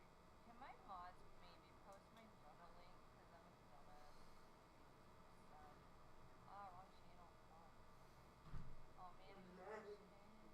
So like, how big is this place, by the It's way? massively huge to where there's trails on this side, and then where we came from, there's amazing trails on that side, but it's not as like vibrant and Okay. crazy over here. This would be perfect for the morning with the internet. Oh Oh, yeah. this is perfect. Okay. So we'll get back here around noon. That's like perfect timing. Yeah. Yeah. Okay. That's when all the food places and the coffee places are open. It's crazy. Excellent. Let's do it. Okay, so Andrew said you're back in Twitchy. Oh yeah. Okay. I know last time he didn't want to. Like, he's like, I did me for 3 days. He always said that. It's just, Oh. I think that he just really just likes to get wasted and he forgets about eating. Okay. Like he's not one of those people too who will be like, oh, I got a drink on it in the stomach. Oh, He okay. doesn't He get doesn't too have a bothered. schedule. Oh, Axel, remember to type in words next to the what do you call it? The power chat link, because I Hope you can't had a just great pin day it like too, that. Dog's Mom. Dogs mom, literally all of my friends you love and you literally just hate me and it's super fucking rude and it's super Oh, annoying is and it? I just yeah, it's a girl apparently. Oh, it is? Apparently. Abby, what are you doing? What are you doing, Stan? Why are you doing?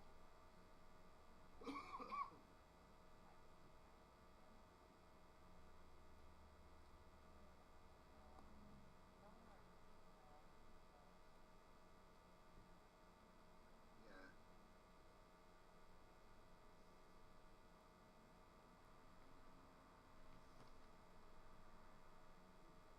Abby's the kind of person to where you can order food and he knew like he would get fucked up down the street and he would like leave before it got there. Oh shit. Yeah, and he doesn't deal with like, I didn't eat. It's like, yeah, I you didn't left when your eat. food was getting ordered, dude. No, because I remember we sent him into fucking, where was it, Lake Lawns or something to get fucking like food and he comes out with liquor. Yeah, Like, exactly. LOL. One time his wife took him shopping for food and he's like, oh bro, my wife's like crazy with shopping. She's gonna get you all this stuff. I'm like, alright, yeah. He's like, can you use anything? I'm like, yeah, grab me some orange juice. He's like, alright. And he comes back with like orange juice and a bunch of vodka. So you guys like shopping is different in your Oh, family. brutal. Well, they sound like a different family in general. Like, Oh yeah. I mean, she seems very like, I don't know what their relationship is like, but it's very interesting that he just a lot of times kind of do his little thing out here. Is it like an agreement? Like, how do they like work? Abby? Well, Wow. I think it's mostly because you know they have kids together and they have all this stuff going on. To where Sure, legally too, probably. I've heard her say that like she didn't want to like lose what they were doing. Okay. Okay, that's cool. I mean, it's okay. Like, I don't judge that shit. I was just curious. Well, she was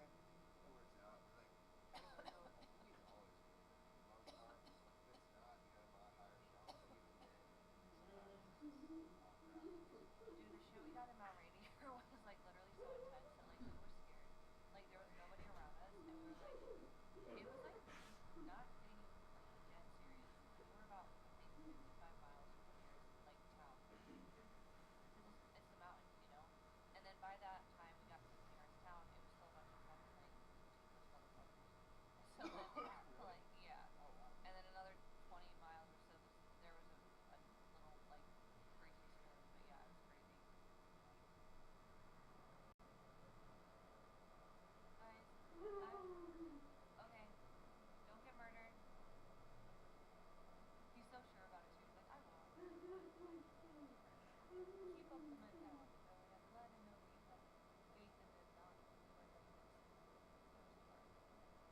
That was hard. None of those work fixes. I would 100% switch this. How do I turn on my sleep?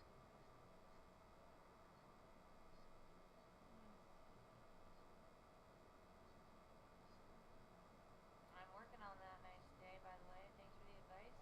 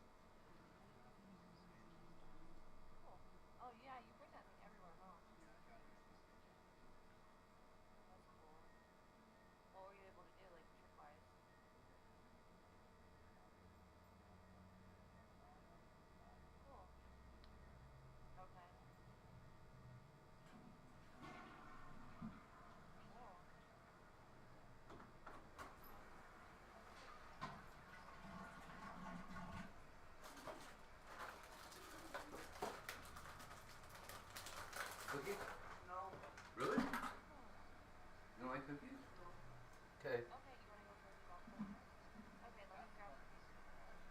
Okay, or why? I don't know. Why?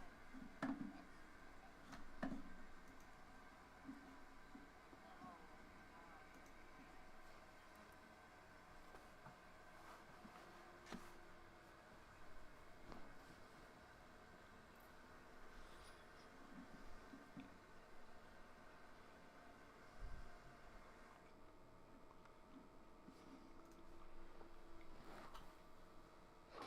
What the science is showing us is the universe appears to be alive, it appears to be conscious. Near-death experience. Have you ever wondered what makes the chosen ones untouchable, and why provoking them could be a grave mistake?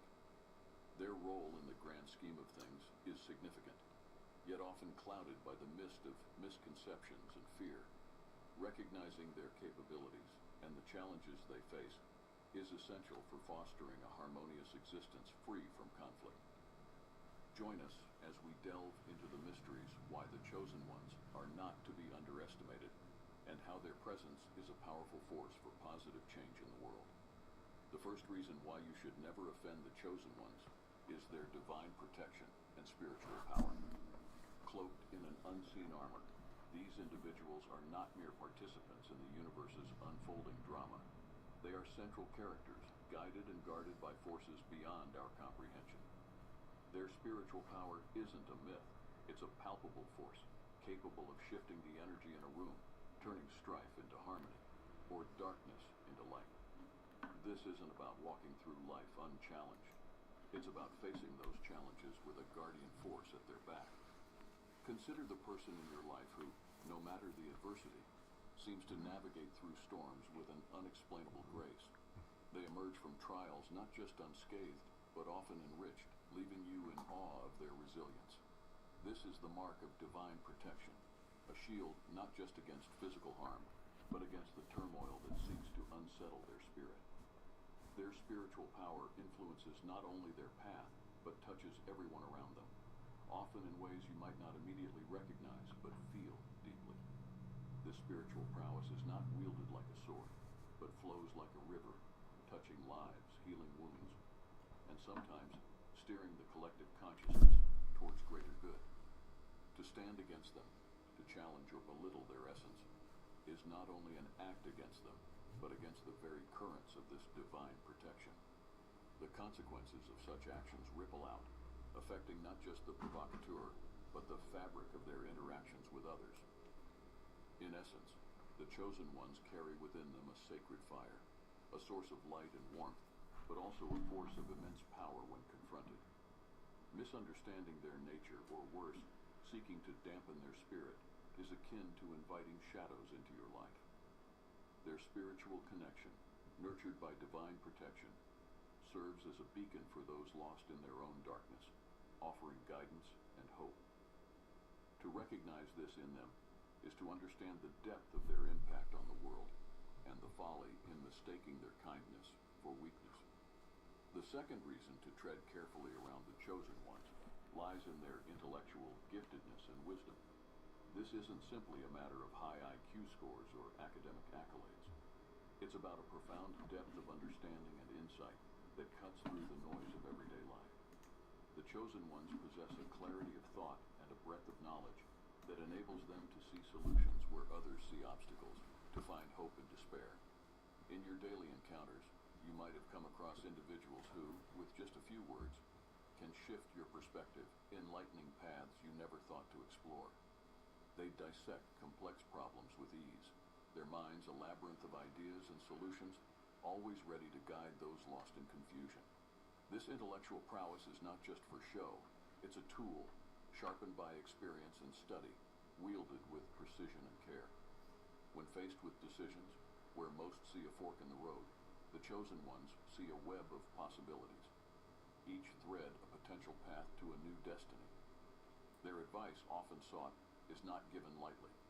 It's a distillation of wisdom, honed through trials, failures, and triumphs. This is what makes them formidable. not their ability to dominate a conversation, but to transform it, to elevate the discourse to realms of thought previously uncharted. Challenging them, underestimating their intellect, is a mistake not because you risk their ire, but because you close yourself off from a fountain of insight. Their knowledge is not a weapon, but a bridge, connecting disparate ideas, people, and emotions. In their words, there's a resonance, a frequency that speaks to the very core of those who listen, urging them towards greater understanding and compassion. The intellectual giftedness and wisdom of the chosen ones serve as a beacon in the tumultuous sea of life's challenges. To ignore this light is to navigate in darkness, unaware of the shores of understanding just beyond the horizon. Their minds, a treasure trove of thought and innovation, offer not just solutions, but a vision of what could be if we dare to listen and learn. The third reason why it's paramount to approach chosen ones with respect and openness lies in their capacity to influence on multiple levels. This isn't about mere persuasion or charisma. It's a profound ability to touch lives deeply, to catalyze change not just in circumstances, but in the very essence of one's being. The chosen ones navigate through the world as agents of transformation, their every interaction imbued with the potential to alter the course of someone's emotional, psychological, and spiritual journey. You've likely felt the impact of such individuals in moments of vulnerability. A conversation with them can act as a balm to the soul, soothing your fears and reigniting your hope. They understand the delicate interplay of emotions and thoughts that dictate our actions, guiding us gently towards a better understanding of ourselves and our place in the universe. Their insights can unravel the knots in our minds and hearts, shedding light on paths we were too afraid to explore. Their influence extends beyond the personal, touching the lives of communities and shaping the zeitgeist of their time. Through their actions, words, and very presence, they instill a sense of unity, compassion, and purpose. This ability to impact at multiple levels comes from a deep-rooted connection to the human experience, a profound empathy that allows them to feel the currents of collective consciousness and steer them towards healing and growth. Engaging with chosen ones, therefore, is not a passive experience. It's an invitation to evolve, to confront, and transcend the limitations we've set for ourselves. Misunderstanding or dismissing their influence can lead to missed opportunities for personal and collective transformation. Their presence in our lives is a gift, a chance to witness and partake in the unfolding of our highest potential. To challenge a chosen one is to challenge the very forces of growth and enlightenment they embody. Their impact, though sometimes subtle, is always profound, leaving indelible marks on the hearts and minds of those they touch.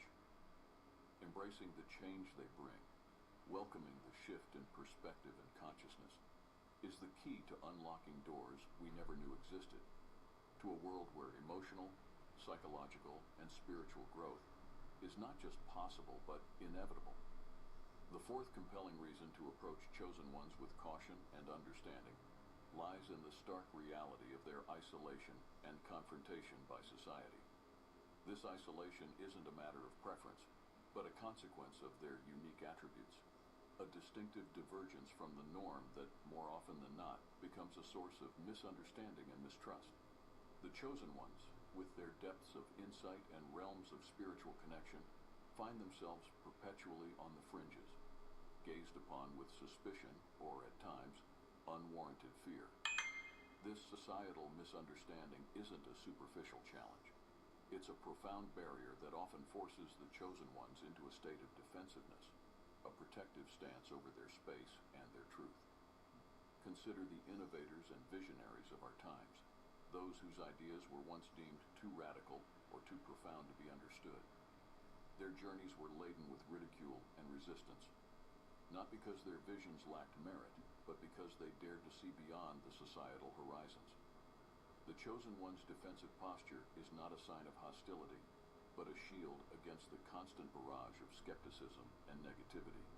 Their protective nature over their space is a sanctuary, not just for themselves, but for the seeds of change and enlightenment they nurture.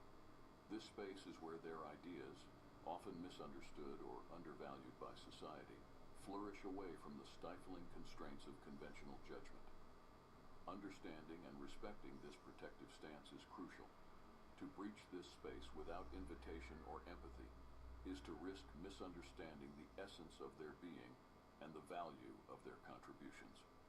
The chosen one's isolation is a reflection of our collective fear of the unknown, of what lies beyond our comfort zones.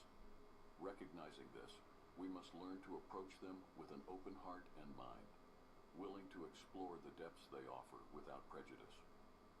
Their misunderstood nature is not a barrier, but a bridge, inviting us to expand our perceptions and embrace diversity in thought and spirit.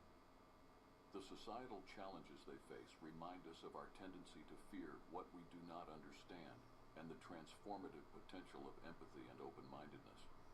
In understanding the chosen ones, we unlock the possibility of a society that celebrates difference, sees beyond the surface, and values the profound contributions of those who walk among us as beacons of change.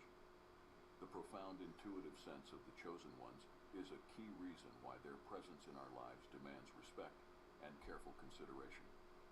This intuitive power, a deep-seated ability to perceive intentions and truths that lie veiled beneath the surface, grants them a unique perspective on the world and its complex web of relationships. It's not just about reading between the lines, it's about understanding the silent language of the heart and soul, the unspoken words that echo through our actions and choices. In your everyday interactions, you may have encountered individuals who seem to just know things about you, about others, about situations that are unfolding. These are the moments when the chosen one's intuition shines, revealing insights that can alter the trajectory of lives. Their understanding goes beyond the cognitive, tapping into a wellspring of empathy and wisdom that can unmask the facades we often present to the world. This intuitive grasp makes them powerful figures in social dynamics, not because they seek control or dominance, but because they seek harmony and understanding. They can navigate complex social landscapes with grace, often acting as mediators and peacemakers, bridging gaps between differing viewpoints and healing rifts with their insight. Their ability to sense the undercurrents of human emotion and thought makes them invaluable allies, but it also sets them apart, sometimes making them seem enigmatic or unpredictable. To underestimate this intuitive understanding is to overlook one of the most potent tools the chosen ones wield. Their perceptions allow them to act with a foresight and compassion that can seem almost otherworldly, drawing people to them even as it sets them apart. They sense not just what is, but what could be, guiding those around them towards a deeper understanding of themselves and the tapestry of human connection. Engaging with a chosen one, knowing they possess this profound intuitive sense, is an opportunity to see yourself and the world through a lens of heightened awareness and empathy. It's a chance to be understood on a level you might not have thought possible, to have the truths of your heart recognized and met with kindness. The chosen ones, with their intuition, offer not just a mirror reflecting our true selves, but a window to a world where understanding and compassion reign. The sixth compelling reason to carefully navigate your interactions with the chosen ones is rooted in their profound ability to transmute negative into positive. In the shadows of adversity, where despair seems to forge insurmountable barriers, the chosen ones harbor a secret power, a mysterious alchemy that transmutes the darkest moments into beacons of light. This enigmatic ability to turn negative situations into opportunities for growth and positive change is not merely a skill, but an art, perfected through the crucible of their own trials and tribulations. The chosen ones walk a path littered with challenges, each obstacle a lesson, each setback a chance to delve deeper into the ancient craft of transformation. Within the hidden chambers of their being, they hold the secret to this sacred transmutation. It's as if they possess an inner philosopher's stone, capable of converting the leaden weight of despair into golden rays of hope. Their touch, metaphorically speaking, can alter the very fabric of reality, shifting energies from discord to harmony, from fragmentation to wholeness. This isn't about denying the presence of darkness, but about recognizing the potential for light that dwells within the shadows. To the untrained eye, this process might seem like a magic trick or a stroke of luck, but there's nothing arbitrary about it. It's a deliberate, thoughtful act of will, a deep understanding of the universal laws that govern balance and transformation. The chosen ones see beyond the immediate, beyond the pain and suffering, to the potential for renewal and enlightenment that lies hidden beneath. Engaging with them, especially in times of turmoil, you might find yourself enveloped in this mysterious process, your own negatives being slowly but surely alchemized into positives. This isn't a passive experience. It's an invitation to participate in your own metamorphosis, guided by those who have mastered the art. This capacity for transmutation is a reminder of the incredible resilience and potential for change that resides within us all. It's a testament to the chosen one's role as vessels of healing and transformation, offering a glimpse into a world where every negative can be the birthplace of a new positive. In their presence, one learns that the deepest darkness is not a dead end, but a turning point, a moment ripe for a miraculous shift towards the light. The seventh reason to carefully navigate your interactions with the chosen ones is their role as bearers of hidden knowledge. Chosen ones might hold ancient wisdom or knowledge not readily available to the public eye. Disregarding their messages can lead to missing out on transformative truths. Within the silent depths of their beings, these individuals carry secrets whispered on the winds of time, truths veiled since the dawn of existence. This hidden knowledge, often perceived as cryptic or enigmatic, holds the power to alter perceptions, to shift the very foundations upon which you stand. You encounter these bearers of secrets perhaps more often than you realize, in the quiet observer at the edge of the conversation, in the gentle sage whose eyes sparkle with untold stories, or in the solitary wanderer whose silence speaks volumes. Their knowledge is not always shared through words. It's conveyed through actions, through the silent transmission of energy, through the profound impact of their presence. To overlook the chosen ones is to walk past a treasure chest without recognizing the wealth it contains. The ancient wisdom they carry offers keys to unlocking the mysteries of the self, the universe, and the delicate interplay between the two. This is knowledge that can catalyze growth, inspire change, and ignite a deeper understanding of the cosmos and our place within it. Consider the moment when a piece of their hidden knowledge suddenly clicks within you, casting light on shadows you never noticed.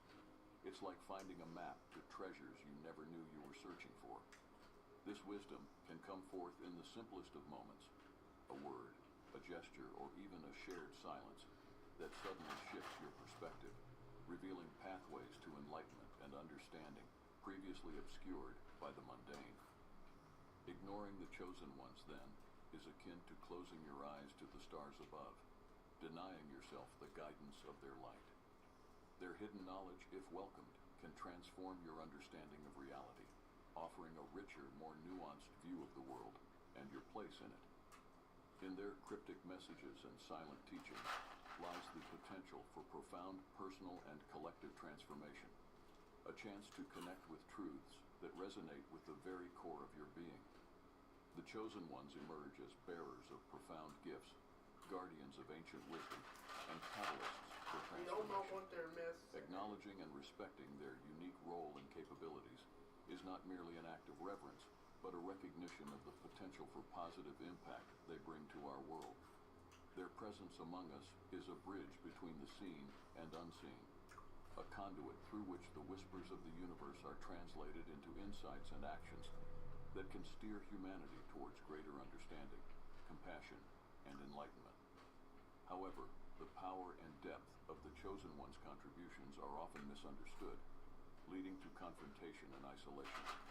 It is crucial, therefore, to tread with caution and to refrain from provocation or underestimation. This brings us to the heart of our conclusion, the call for understanding and harmony between chosen ones and the wider society. Mutual respect is not just a lofty ideal, but a practical pathway to unlocking the treasures of wisdom and insight that chosen ones hold. It is through this respectful engagement that we can foster an environment where the transformative powers of chosen ones are not feared but embraced, leading to beneficial outcomes for all involved. The journey towards this harmonious existence requires open hearts and minds, a willingness to listen, and a commitment to see beyond the surface. In doing so, we not only enrich our own lives, but contribute to the weaving of a collective tapestry that reflects the full spectrum of human potential. Let us, therefore, approach the chosen ones with the dignity and reverence they deserve, recognizing in them the reflection of our collective aspirations towards a world marked by deeper understanding, peace, and unity. Through this acknowledgement and respect, we unlock the possibility of a future shaped by the shared wisdom and vision of all humanity, guided by the light of the chosen. Drive home a champion today during the Hyundai Race to the Cup sales event.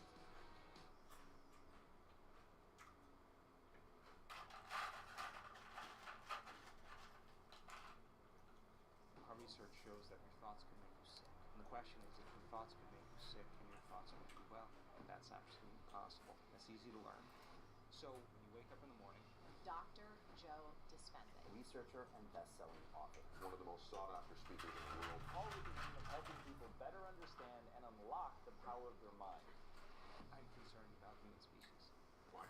75 to 90% of every person that goes to a healthcare facility goes because of psychological or emotional stress, and it gets addictive to people. They need the bad relationship, the bad job in order to feel. And there's so much research to show that when they analyzed their life within some disturbing emotion, we saw that they were actually making their brain worse. But 50% of that story isn't even the truth. People are reliving a miserable life they never even had just to excuse themselves and change it. You can't wait for your wealth to feel success. You can't wait for your new relationship to feel love. But 95% of who we are by the age of 35 is programmed. Yeah, but there is a way to change. And so the model of change is breaking the habit of the old self and reinventing a new self. And if you teach people how to do that, in 7 days you can see very significant changes. So try this out as an experiment. The first thing you have to do is... Dr. Joe, you're someone that's constantly doing research and developing new ideas about the way humans are and the way the universe is. What are the beliefs in your head that you're too scared to share? Oh boy, I have a very strong belief that... Before this episode starts, I have a small favour to ask from you. 2 months ago, 74% of people that watch this channel didn't subscribe. We're now down to 69%. My goal is 50%. So if you've ever liked any of the videos we've posted, if you like this channel, can you do me a quick favour and hit the subscribe button? It helps this channel more than you know, and the bigger the channel gets, as you've seen, the bigger the guests get. Thank you and enjoy this episode.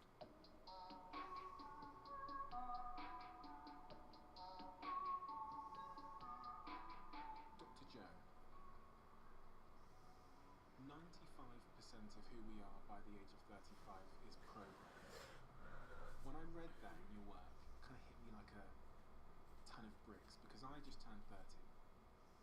And if what you're saying there is true, without realising there's a puppet master that sits above me, that's calling the shots in a way that I don't think I've realised. Is that true? I think if we define a habit as a redundant set of automatic, unconscious thoughts, behaviors, and emotions that's acquired through repetition. A habit is when you've done something so many times that your body now knows how to do it better than your conscious mind. And it's programmed subconsciously. So that when the body knows how to do it better than the conscious mind, then for the most part, the greatest habit we have to break is the habit of being ourselves, right? So there's a principle in neuroscience that says that nerve cells that fire together wire together. If you keep thinking the same way, if you keep making the same choices, if you keep doing the same things, if you keep reproducing the same experiences and feeling the same emotions, your biology begins to become hardwired in a sense. It becomes programmed.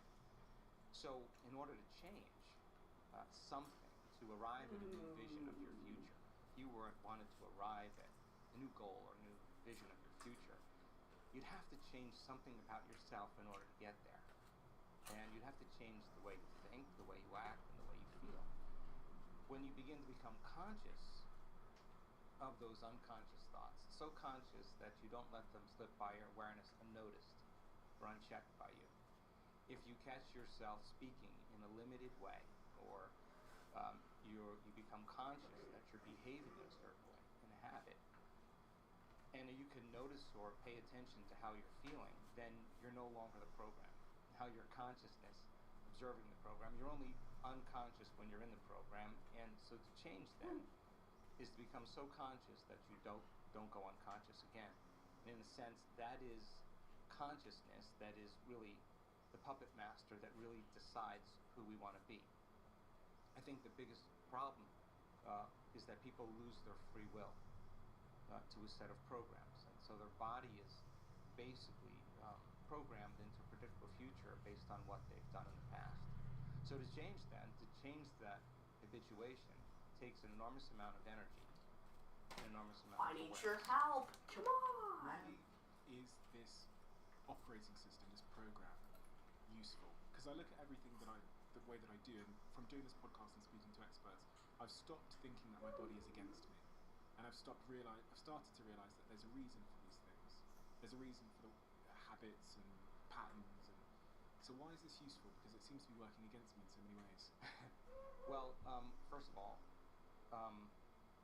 when we look closely at certain habits, whether you can ride a bicycle, whether you can speak a language, whether you can snowboard, when you first learn any of those things, it takes an enormous amount of conscious awareness to get your body to do what your mind is intending.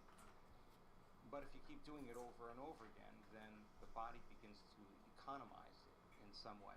And so we have a lot of things that we can do automatically or unconsciously or subconsciously that allows us to multitask, to drive your car, to talk on the phone, to do several different things at the same time. So a habit isn't a bad thing. They can work both for you or they can work against you. The problem is if you're, as an example, complaining Now let's go and finish blaming our and making game. excuses and feeling sorry for yourself and judging other people, and you practice that and you get really good at whatever you practice. You practice that enough times that you're unconscious to the fact that you're doing it. The moment you become conscious that you want to change that, you're going to be uncomfortable. It's going to feel unfamiliar. It's going to feel some degree of uncertainty. You're leaving kind of familiar known territory and you're stepping into the unknown. I'm a And ball, so can't many you people, when they tell? want to change a habit, You're missing a whole lot they of have to be fabulous willing to be fun. uncomfortable to do it. But habits can work for us. There's a lot of great habits that you and I both have that I would never want to change or would want to evolve in some way. But then there's a lot of habits that don't serve us. And so a person really wants to set a vision of the future, whatever that is. And they just have to agree that in order to arrive at that vision, they have to change in order to get there. Someone said to me that there's a certain type of behavior pattern that we can't change. They said when we get trauma under the age of 10, things that happen at a very early age, some of those things cannot be changed. And then there's things that happen later in life that can be rewired and changed. Is that true? Are there some traumas, behavior patterns that just appear to be too stubborn and too resistant to change? If you asked me that question just a few years ago, I probably would have a different answer than I do today. Because if you look at a lot of the work that we're studying in terms of human change and human transformation, we've seen people with really difficult pasts, really brutal pasts that were abused and traumatized at a very early age. And then repeated traumas that took place What in did I people's tell you lives. about talking to And strangers? they had night Now terrors. he's gonna kick my butt. They couldn't be in relationships. They had social anxiety. They had a lot Screams of and health whore and issues. runs away through the whole We've town. seen them Out of my way, completely change. out of my way, points. Completely Can't change you? to be happy people again, to free themselves from the past. And so I would never put a limitation on change because I just don't Did think you drop something being you can ill? really predict that. I think many people that are learning how to change and they understand what they're doing and why they're doing it and how it gets easier. I think for the most part people can change all kinds of things, and when they do change, our research shows that the brain changes, heart rate changes, gene expression changes. There's thousands of metabolites that are being released into the bloodstream that werenn't there prior. Except they all met. There's a host of different changes that take place biologically to kind of support the person's transformation. Is there a specific transformation that sticks in your mind as being the clearest evidence that you should never write off someone's ability to transform? Wow. I'm so pleased to tell you that my beliefs have been challenged just in the last 2 years in witnessing so many different changes in people's health that I never knew was even possible. Everything from stage 4 cancers that were in a very progressed state that metastasized to organs and tissues and bones in the body, a complete reversal in that health condition. Not once, not twice, not 3 times. We've seen it many times. We've seen people that were blind, that have been deaf, that have ALS, that have lupus, that have MS, that have Parkinson's disease, that have spinal cord injuries, that have strokes, PTSD, myasthenia gravis, cystic fibrosis, muscular dystrophy. We had a woman that had her thyroid removed, surgically removed, and I know this is difficult even for me to accept, and grew a new thyroid back. We have the medical evidence for that. So I don't know any longer what the limit is. I think there's something really cool happening in the world when people believe in themselves. And when you believe in yourself, you have to believe in possibility. When you believe in possibility, you have to believe in yourself. So when somebody has the opportunity, and I think the story is, everybody loves a story. There's nothing better than a story. When someone stands on a stage in front of 2,000 people and talks about their journey to heal themselves from chronic health Yeah, except you forgot the part where I kick your butt. It's not always pretty. They lose things. They lose family. They sometimes lose their careers. They get sick before they get better. And you see this person's persistence, and you see that they were not doing the work, their inward work to heal. They were doing the work to change. And if they understood, if they truly changed, that their biology should change, and they were uncompromising every day and showing up for themselves and staying conscious of their unconscious self, and then reprogramming themselves in some way. When they tell that story, it's the 4-minute mile. It's somebody breaking through a level of consciousness or unconsciousness in the collective that's observing the example of truth. They're actually relating with that person in a way that causes them to examine possibility differently. And when you become conscious of a new possibility, a change in consciousness is a change in awareness, right? So now it's in the collective. And lo and behold, it's not uncommon. We just had this happen in our week-long event in Denver just a little over a week ago, 2 weeks ago. And we had 6 people stand up out of a wheelchair by the end of the event. Now, I wasn't expecting that, but one person that had MS in the middle of a week had a very profound experience. And a professional athlete, NFL football player, and stood up. And he stood up for the audience. And when he stood up, he said, "I thought I was going to a yoga retreat. I thought my brother was taking me to a yoga retreat. I had no idea what he was doing." And then he said, I just never loved myself. And it was his act of change that somehow changed his health condition. He somehow upregulated genes in different ways, suppressed the genes for MS, and somehow he was more mobile. He was walking by the end of the event, and he was the magic number 1. And when everybody saw that and the audience was excited, we started seeing other people have a similar experience. Now that possibility is becoming more of a reality for people. So I never limit what could actually happen, but I can tell you that what an amazing time right now to witness people really doing the uncommon. recited that story, I could see the emotion in your face as you said.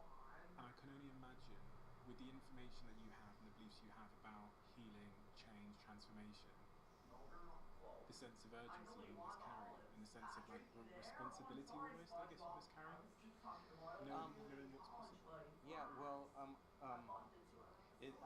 I do feel responsible for always keeping the information based in science and as pure as possible. I feel it's really important to do the research that we're doing. I mean, we've studied so much from a scientific standpoint, the process of change and the process of transformation, and what meditation actually can do for a person in terms of their biology and some of the changes that we're seeing just in 7 days. My responsibility really is to give people my greatest understanding of the truth and numerous opportunities to experience it, nothing more. You know, there's a way to inspire people into possibility. And so we combine different models of science, whether it's quantum physics or neuroscience or neuroendocrinology or psychoneuroimmunology, the mind-body connection, epigenetics, electromagnetism.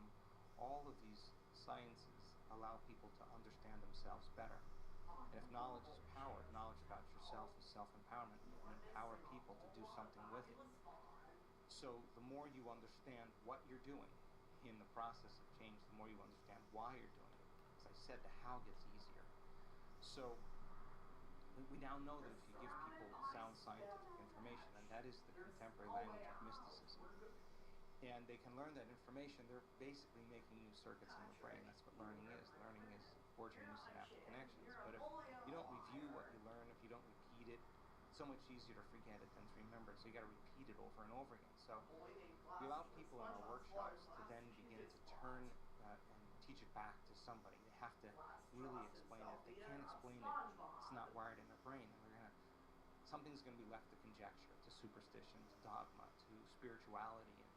And that's not the result we want. We want them to use science as that model. And if they can explain that model and remind themselves of what they've learned, reproduce the same level of mind, nerve cells that fire together, wire together. So they begin to install the neurological hardware in their brain. By teaching others. Yeah, exactly. So that they are prepared for an experience.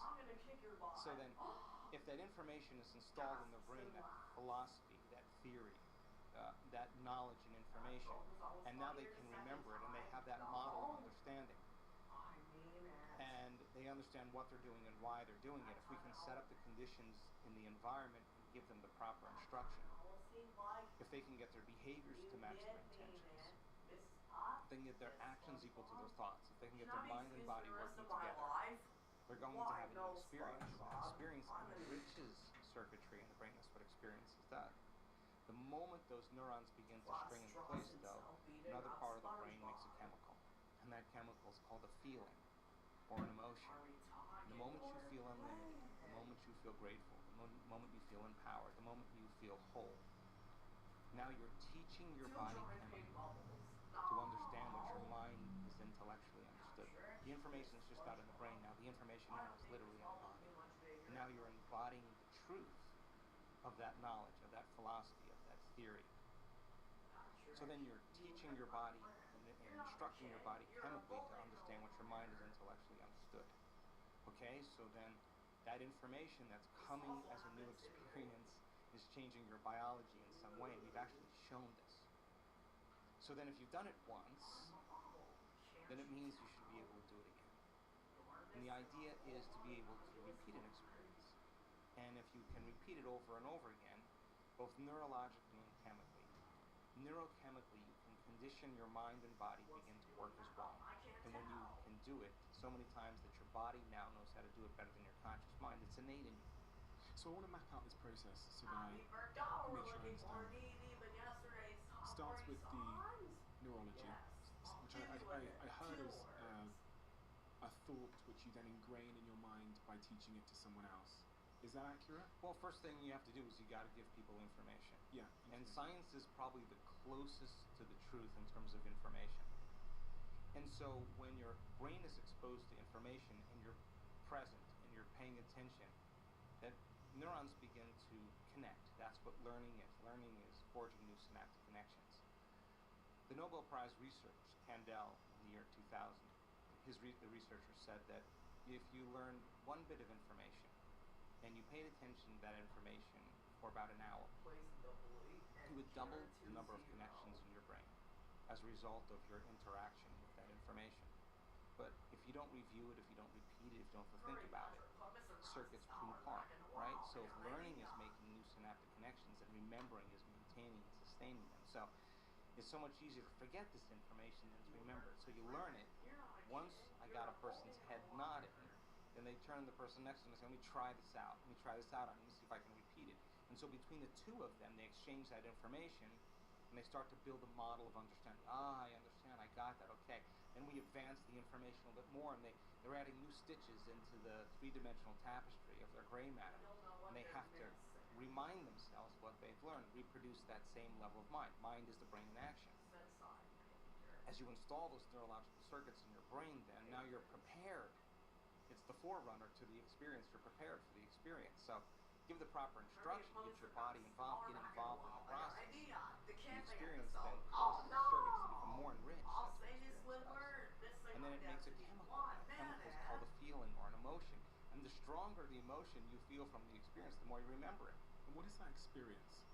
What abundance, health, wholeness, a mystical experience, success, a new relationship, a new career, a new life, whatever that vision that person wants to arrive at in the future, and to actually go from the thought of that vision to the actual experience, and the distance between that thought and that experience is called time. So if we can teach people to shorten the distance between the thought of what they want and the experience of having it, then they start believing more that they're the creator of it.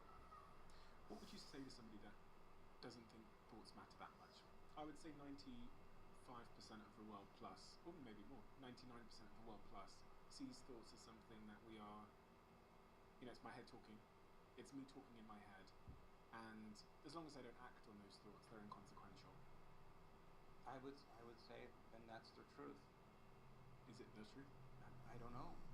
But for me, my thoughts do matter. I think every thought that you have makes a chemical. And you can have thoughts that make you feel good and thoughts that make you feel bad. And I think that if 90% of the thoughts that we think are the same thoughts as the day before, same thoughts lead to the same choices. The same choices lead to the same behaviors. The same behaviors will create the same experiences. And the same experiences produce the very same emotions. And those same emotions influence a person's very same thoughts. And their biology, their circuitry, their neurochemistry, their hormones, and even their gene expression stays the same because they're staying the same. There's nothing wrong with that. But I do think that if you think differently and you learn new information and you have new thoughts, if you can make new choices and demonstrate new behaviors and create new experiences and arrive at new goals and feel new emotions, I would say that's evolution. And I think that people really, really secretly believe in themselves on some level. And I think being defined by a vision of the future, or really always dreaming of another great experience, I think is a great reason to wake up in the morning. This is your brain when you're struggling to focus. And this is your brain when you're in the zone. But getting in the zone and staying there, that feels more like luck than something you can control. So that's why we made Brain FM. It's like a do not disturb setting for your mind. And it gets you focused in just 5 minutes. Using science and sound, Brain FM guides your brainwaves into an optimal state for productivity called neural phase locking, which lets different parts of your brain work together more easily.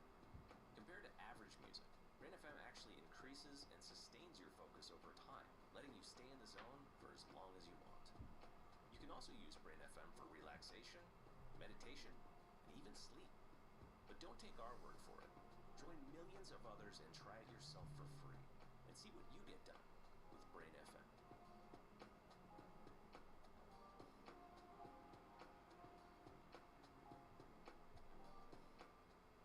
I've had lots of conversations with very smart people on this podcast from multiple disciplines, psychiatrists, psychologists, athletes, health practitioners, and they've given me such great advice on, which is irrefutable scientific advice on so many areas of my life.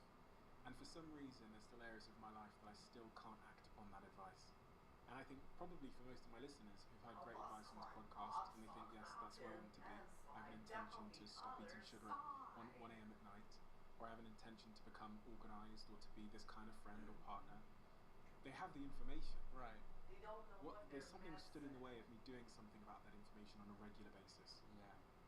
Well, I can give you a few answers. Unfortunately, it normally takes crisis, trauma, disease, diagnosis, betrayal, loss. The person has to reach that lowest denominator where nothing's making that feeling go away. Has to. Well, they don't have to, but this is the human condition.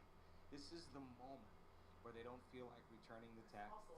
They don't feel like going to dinner and seeing the same people. They don't feel like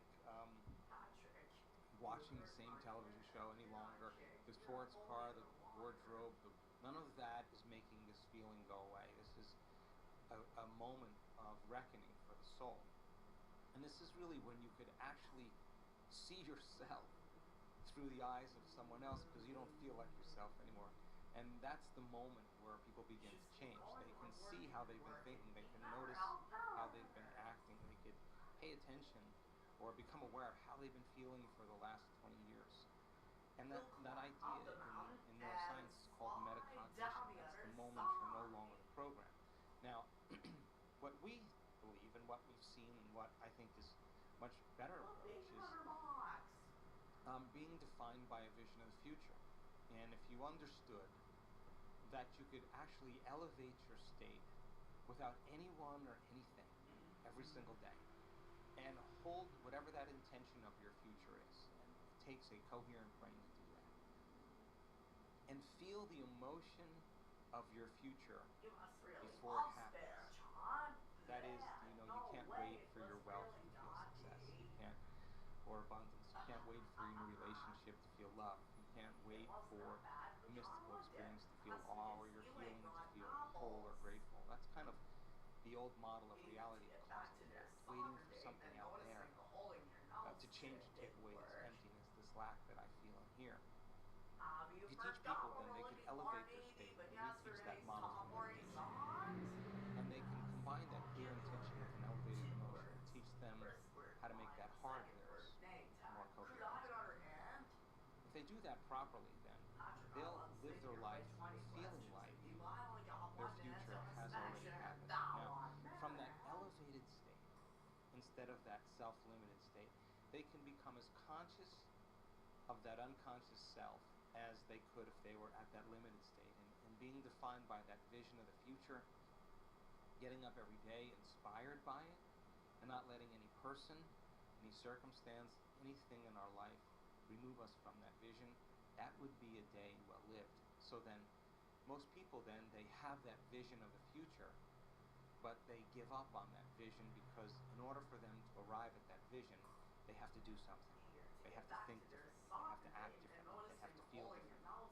And it's so much easier to make the same choice every single day. And the hardest part about change is not making the same choice as you did the day before.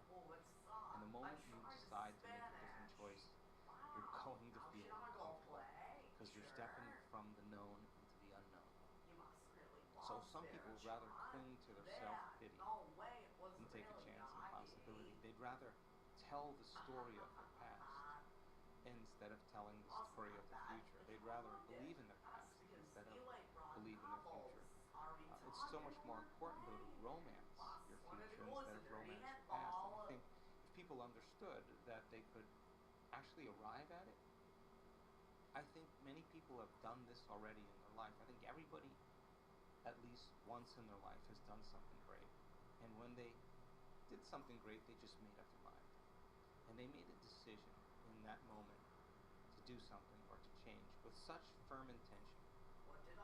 But the amplitude of energy in making that choice caused their body to respond to their mind. That the choice that they were making to change became a moment in time that they would never forget. And the stronger the emotion they felt in order to change, the more they remembered the choice. And we could say then that they're giving their body a taste of the future emotionally, and they're literally aligning to that destiny. We discovered that if you keep doing that every day, somehow you'll arrive at that destiny, and your biology will literally begin to change to look like you're living a different life. What are some of the biggest myths relating to behavior change and, I guess, character and personality change that hold people back? Probably belief. I think in so many ways that belief is an unconscious process. Belief is a thought you keep thinking over and over again until it's hardwired in your brain. And most beliefs are based on past experiences. And so many people have a belief about something that has to change in order for them to arrive at a new place in their life. And what we discovered a lot of times with people in this work is that when they say, for example, they were healing themselves of a health condition, sometimes they would do their meditations 3 times in one day, and I asked them why 3 times, and they said because I stopped believing. And when I caught myself no longer believing in it, I had to sit down and change my belief again. In other words, they had to get up believing more in the future instead of believing less in it, and they have to change their state of being to do that. So I think that that's a limitation. I also think that unconsciously we're always waiting for something out there in our life to change so that we can change or feel the relief of the lack of what we don't have. And I do think that's kind of a limited model of reality. I think when you start changing inside of you and you start seeing the changes happening outside of you, you go from being a victim in your life to being a creator of your life. And I think that when that occurs, then all of a sudden it's no longer a have to. It's something that you want to do. You actually don't want the magic to end in your life. So now you become a work in progress by investing in yourself. And when you invest in yourself, you invest in your future. So there's probably a chronic disbelief that many of us have that we're not creators of our life. And that only when we get the parking space or something good happens to us do we believe that we're the creator of our life. But imagine a world where everybody actually took responsibility in being the creator of their life and no longer the victim of their life. I think you would see a dramatic shift in consciousness. That makes people feel uncomfortable, this idea of personal responsibility. It's almost become quite a controversial idea, the idea that we are the creator of our lives, because then I have to accept responsibility for all the bad things that happened. Dave dumped me, I got fired from work. Someone bumped into my car and it hurt my neck. Well, maybe that happened by default. Maybe that happened by not creating. Maybe you were just left to the randomness of reality. That maybe you're not creating. And the fact that you're not creating, you're left to the effects of your environment actually controlling you, controlling your feelings and thoughts. And creating. What do you mean creating? Well, if you woke up every morning and you truly made time to think like this, okay? If my personality creates my personal reality, and my personality is how I think, how I act, and how I feel. If I want to create a new personal reality, a new life, I'm going to have to change my personality. And most people try to create a new reality, a new personal reality, as the same personality. It doesn't work. You literally have to become someone else. So if you said, okay, let me not default and go unconscious to that 95% of who I am that's programmed. Let me become so conscious of the way I think. Let me become so aware of how I'm going to act today. Let me decide what emotions keep me connected to my past and bring me to a lower level of energy. Let me not go unconscious. And then if you said, okay, the belief is just a thought I keep thinking over and over again. What thoughts do I want to fire and wire in my brain? And with attention, with intention, to begin to familiarize yourself with a new way of thinking. Meditation means to become familiar with. If you keep firing and wiring those circuits, you're going to begin to install the hardware. Repeat it enough times and it becomes a software program. That could be the new voice in your head that says, I can, it is possible. If you said, okay, when did I fall from grace yesterday? When did I lose it? Oh my gosh, it was with at work, with my coworkers, with my ex, with my enemy, with the news, with traffic. Acting this way is not going to make me happy. If I had another opportunity, how would I do it? If you could close your eyes and rehearse in your mind mentally how you were going to behave in certain situations. I'll give you a specific one. Anyone. So I'll give you the specific one where late at night, on occasion, I've eaten things that I really regret eating. Also, another one that I'm trying to work hard on is I can be very messy when I travel. So my hotel room can look like a mess, and I don't like that about myself. And I don't know why I do it, but it's almost like you talk about being unconscious. I'm clearly not thinking about it, but that's part of the problem. And it's the same with the bloody sugar at midnight. Ordering things that are, and then feeling instant guilt 10 seconds after I put it in my mouth. Well, it may be that on some level, well, you could actually be addicted to the guilt, not to the sugar. And so you return to the same emotional state that allows that action to reoccur. So if you said, let me decide how I am going to act, what I'm not going to do, and you rehearsed it, the research on mental rehearsal says your brain will look like you already did it. That you'll be so present, the brain won't know the difference between what you're imagining and what is real. The brain will begin to change to look like the experience has already happened. Now, you're priming your brain for that behavior, keep rehearsing it. Rehearsing it how? So well, so I mental rehearsal is one of these great ideas in neuroscience where you can actually install circuits in your brain, right? So everybody has done this. Musicians do it. They're playing a song in their mind all the time. Athletes do it. They're always going over their moves. Dancers do it. Actors do it. So many people rehearse mentally what they're about to do.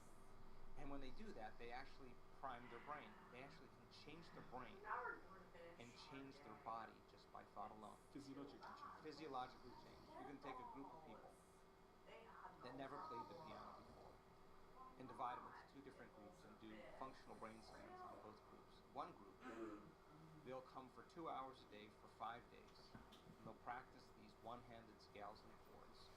Now, you learn something new, you make new connections in your brain, you get some instruction, you get your body involved. When you get your body involved, you're going to have an experience. You pay attention to what you're doing, and you repeat it over and over again. Nerve cells that fire together, wire together. You're going to begin to install new circuits in the opposite side of your brain. That's common. You do the scan at the end, you see those actual physical changes. You take those people, the other group, and you ask them to close their eyes without lifting a finger. Have them mentally rehearse those scales and chords, and at the end of 5 days, they grow the same amount of circuits in their brain as the people who actually physically demonstrated the act. In other words, they were so present with what they were doing, the brain did not know the difference between real-life experience and what they were imagining. The brain was physically changing to look like they already experienced it, they already did it.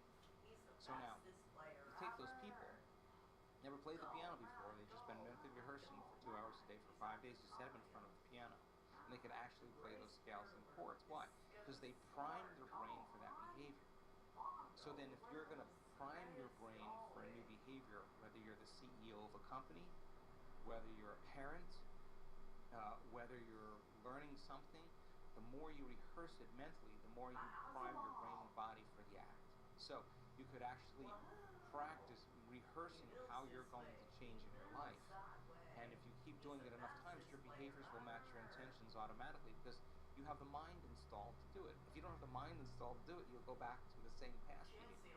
So I play through that scenario of making the decision differently. Exactly.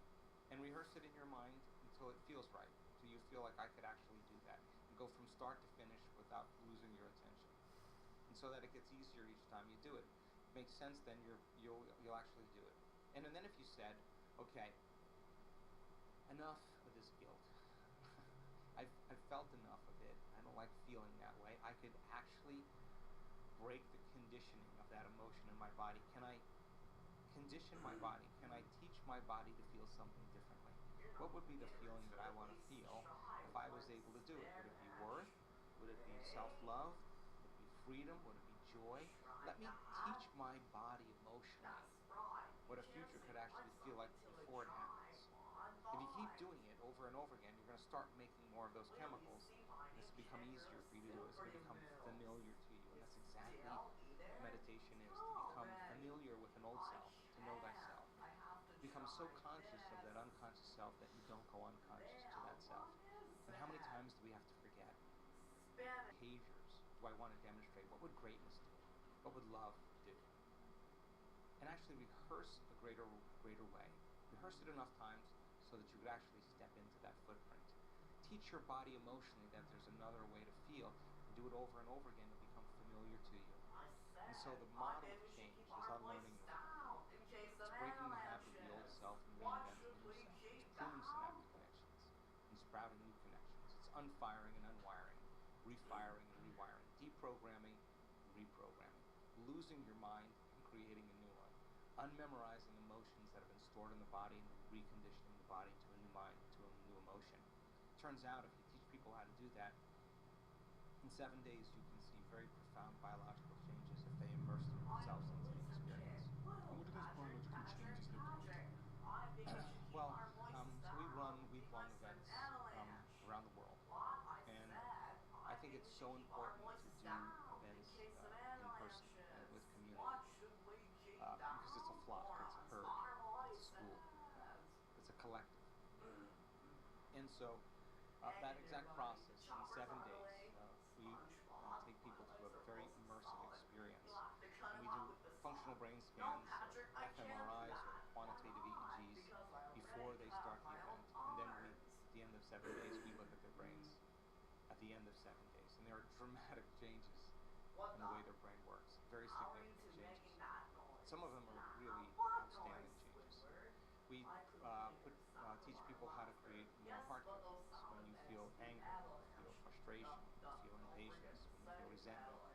Your heart beats out of order. When you feel gratitude, when you feel kindness and care, when you feel love for life, your heart beats in a more orderly fashion. You can actually train somebody to get good at feeling that way. And we use that, and we see people at the end of 7 days be able to regulate their heart much better. And it's a function of really how soon or how slow we age.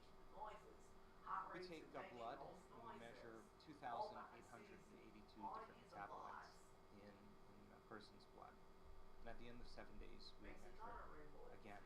And I can tell you that if you're a novice meditator, really never meditated before, kind of your first event, and you go through that 7-day process, at the end of 7 days, there's so many biological changes that are taking place in the collective community, not just one, not just two, the majority of people, I mean the significant majority of people, suggesting that their body literally is living in a new environment, in a new life.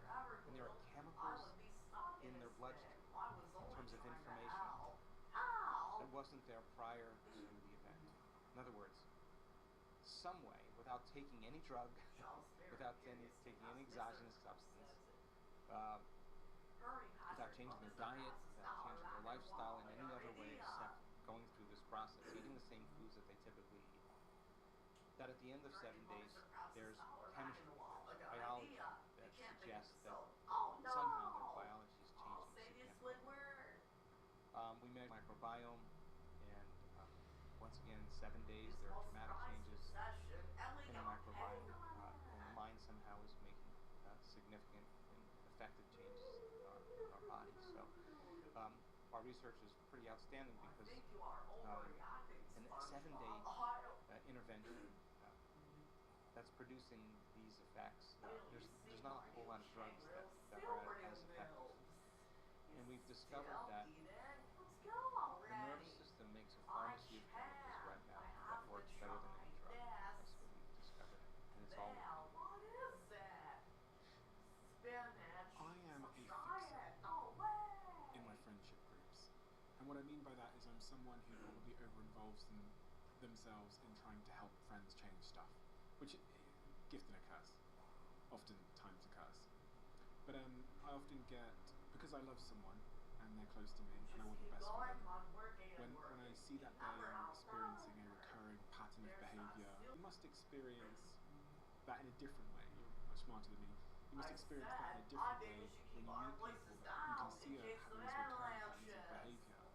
And when you see that in them, has there ever been frustration on your part? Have you ever been frustrated that change hasn't happened in someone that you loved? God, I think it's such a noble act to change, and I understand how hard it is to change. I understand that process. So I think the greatest thing that I could ever do for someone is to show them what change looks like. It's so much more profound than anything that I could ever say. And I would never offer my opinion to them. I would love them unconditionally because I would maybe see a part of myself that I've changed and I understand how hard it is to change. Or I understand that they're going to have their moment when they're ready to change. And so I think it's really interesting because what I've learned over the years is that no new information can enter the nervous system that's not equal to the person's emotional state. You can give them the answer, the right answer to the problem, and they won't hear it because it's not relevant equal to the emotion that they're experiencing. What we've learned is that if you take people in, just say 7 days, just cross the river of change, go from the old self to the new self, immerse yourself fully into it, break free from the chains of those emotions that keep you anchored to the past, overcome those habits and behaviors that keep you programmed into a predictable future, overcome all those aspects of your beliefs that keep you stuck in a certain state in terms of how you're thinking, those hardwired perceptions. 7 days, break free. And normally the person has the answer to their own question. I think that's when it becomes really relevant, when you have your own insight, your own epiphany, when it's your own truth because you've worked to get beyond it. People, when they analyze themselves or analyze their life within some disturbing emotion, when we looked at the real-time brain scans, we saw that they were actually making their brain worse. They're driving their brain further out of balance, overthinking, overanalyzing. And so when you analyze something within an emotion is a record of the past. So you're thinking in the past, the solution could never be there. Free the person from that emotion, and of course they see it from a greater level of consciousness. For all those people listening right now that are like me, that try and fix, because through what they think of as love, maybe I'm doing it for other reasons, but what could they do to be a better ally or friend or partner to that individual? Based on everything you've said, that maybe they need their own moment, or their emotional system isn't in regulation with their information. God, anytime we want to do anybody a great service is to help them out of their emotional state. I mean, it's not a lecture that's going to help them. Come on, let's go do something. Come on, let's go. Just get them doing something, just breaking themselves out of that state. It's not like the answer. They have to change their state to get the answer. So if I were to do anything, I would emotional reaction to get beyond the emotion, whatever that is. And I wouldn't be a lecture. It would be something fun that we did or something unusual that we did or just trying something. Let's just do something. And I think showing people what love looks like, show them what joy looks like, When you look at the state of the world at the moment and the direction of travel, the trajectory of technology and the way we're living our lives and the decisions we're making at a collective level, what are the things that most concern you? Well, I always ask myself, is it getting better or is it getting worse? And I think in my lifetime, I don't think I've ever experienced the world as it is today, just with so many variations of so many things. And I question the information that I'm receiving. And I think that we need some type of intervention as a species. We need a change. We need an intervention in some way. You question the information you're receiving from where, and what kind of intervention are you suggesting? I just don't know that the information that I am exposed to, or information that people are exposed to, is the truth. I just question that these days, and because you get so many degrees of it, and I don't know if it's based in altruism, for for the goodness of human beings or for self-interests. Right? And I think I think people are waking up more to the understanding that something has to change, for us to really survive as a species. And what are the symptoms of the cultural disease that you're talking about? What are they? A lack of connection. We're in 3D reality. Connecting, communing, cooperating, creating. I think those are things that I think if you keep people in survival and you keep them in fear and you keep them at war and you keep them angry and you keep them in pain and you keep them confused and you can control their attention by controlling their emotions. I think we're gonna, we may not make it as a species, but I think that when people truly come together in an elevated state, I think it's collective networks of observers that determine reality. And I don't think it's the number of people, I think it's the most coherent in heart and brain that begin to produce effects. So the coming of a new consciousness has to be a collective. It's not one person. It's a collective group of people. And I believe that you get enough people collectively coming together that we can hopefully steer in a different direction. Hopefully. Yeah. How about you? Are you optimistic? I am. I'm optimistic because I think people by nature are good. I think there's goodness in human beings. I have the privilege of traveling around the world and I see that. In the brain and body are knocked out of homeostasis. Stress is when your brain and body are knocked out of balance. The stress response is what the body innately does to return itself back to balance. The problem is that if you keep turning on that fight or flight system, keep turning on that emergency system, you'll actually cause people to stay out of balance, and that imbalance becomes the new balance, and they're headed for some type of disease, some type of breakdown. No organism can tolerate emergency mode for an extended period of time, and when you're in survival and that primitive system is switched on, it's really about the self. When you're in survival, you have to take care of it in a lot of ways. And so there's biology that goes along with that, and the hormones of stress heighten the senses and cause us to become materialists. And now when we're in lack or separation, we force outcomes, we control outcomes, we fight for outcomes, we compete for outcomes, we manipulate outcomes. In a lot of ways, we turn into more of a primitive self. So hard to change that, especially when you don't have enough money, or you just lost your job, or you just ended a relationship, or your best friend passed. It's really hard to move beyond those emotional states. And so I think that teaching people how to change those emotional states and move out of those are really important. And 75 to 90% of every person that goes to a healthcare facility in the Western world goes in because of psychological or emotional stress. That's 8 or 9 out of 10. And emotional stress and psychological stress are the ones that tend to be the most harmful. Because if it's not T-Rex that's chasing you, but it's your coworker in the next cubicle, what was once very adaptive becomes very maladaptive. And the rush of those adrenal hormones become kind of addictive to people. And they use the problems, they use the conditions in their life to reaffirm their addiction to that emotion. They need their enemy to feel hatred. And if their enemy died, they'd still feel hatred. Or they'd find another one. They need the bad relationship. They need to feel the bad job in order to feel. And that's why it's hard to change. People become addicted to the life they don't even like. And so if you can turn on the stress response just by thought alone, by thinking about your problems, and that's the truth, you can become addicted to your own thoughts. And if the long-term effects of the hormones of stress push the genetic buttons that create any addict there, and many people overdose, and many people have bad trips, and so when they start changing and the body's craving those familiar emotions, the body starts signaling the brain memories or to think certain ways, to make certain choices, do certain things, crave certain experiences just to feel that same emotion. And people say, well, this feels right. Oh, that feels familiar. That really feels familiar.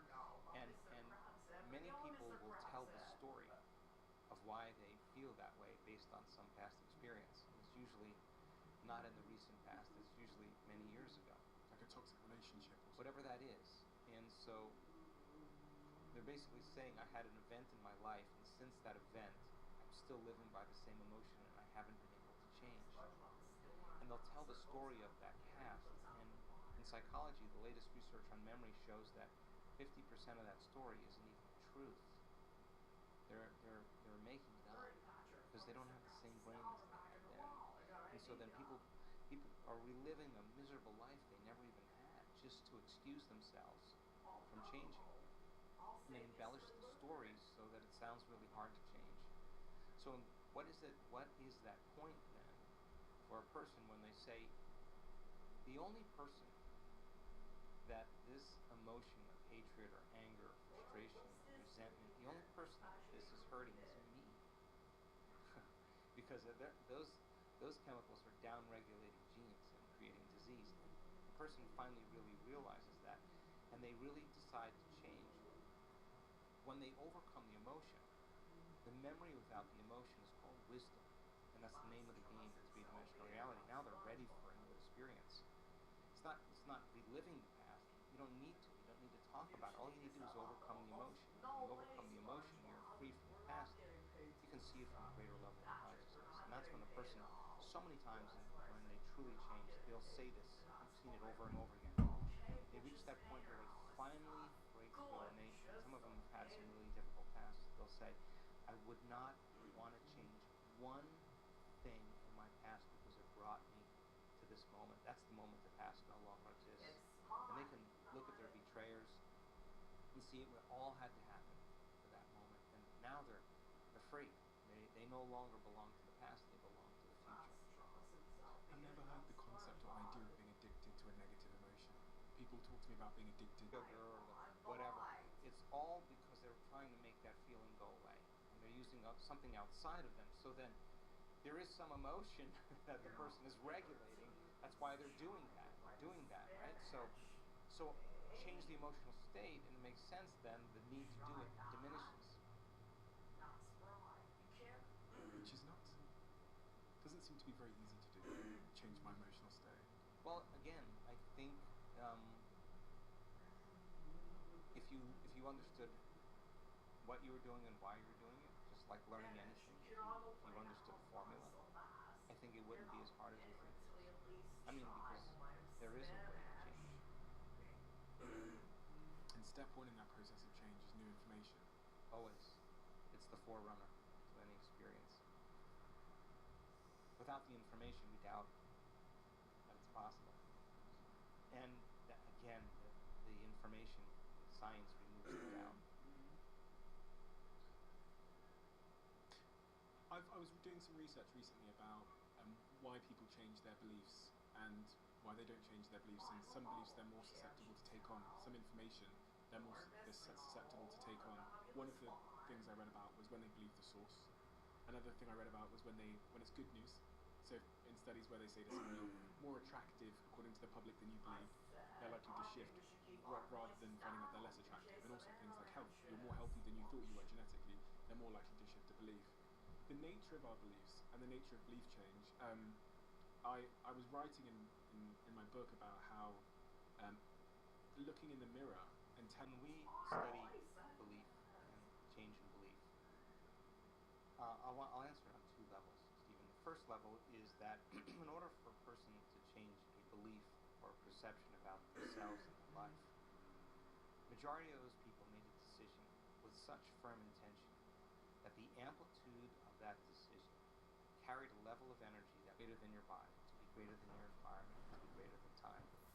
And so when a person, because your body is trillions of cells, 70 trillion cells, and they're all spying on your brain.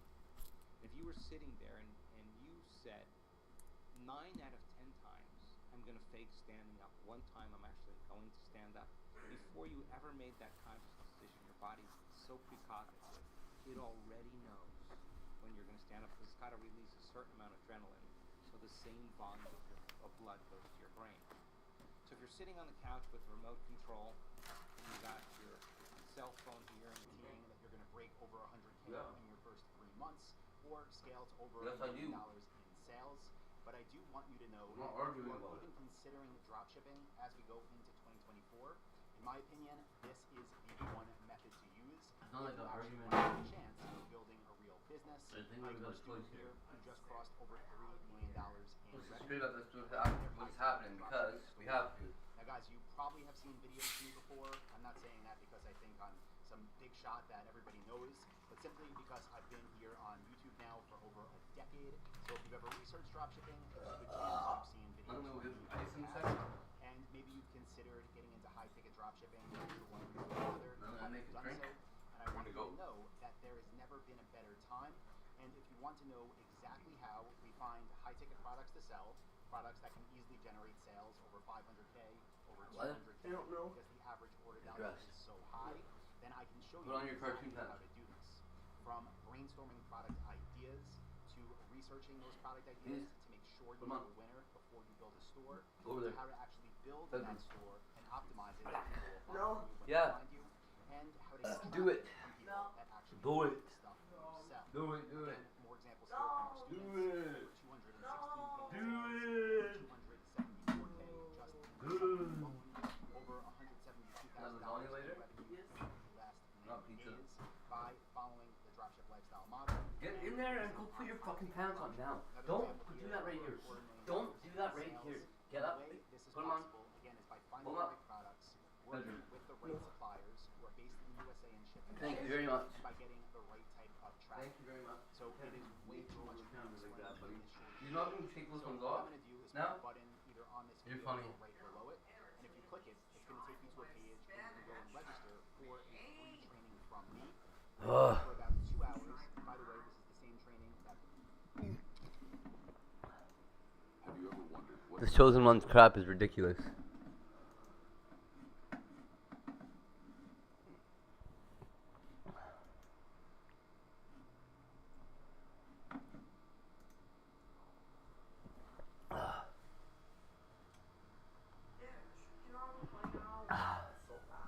Nope.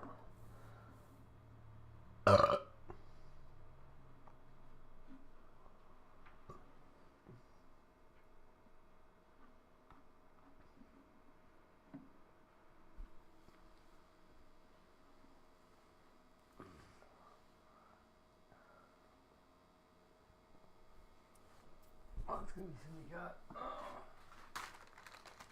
Ouch. Fruit Loops.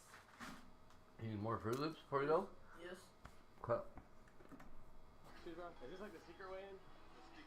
What's that mean? This is private part. Oh, it's private? Did you get a pass? Yeah. What's the pass? I got word of mouth. I'm in. You see what I'm saying? I got this. Scrambled eggs and pineapples. They gave me this. Give me 1 second. Okay. Yo, he just took my Peter Griffin ID and just ran up with it. I don't know what he's about to do with it. He just took it and ran. Let's see. Told y'all. Really told y'all Peter works, bro. How's it going?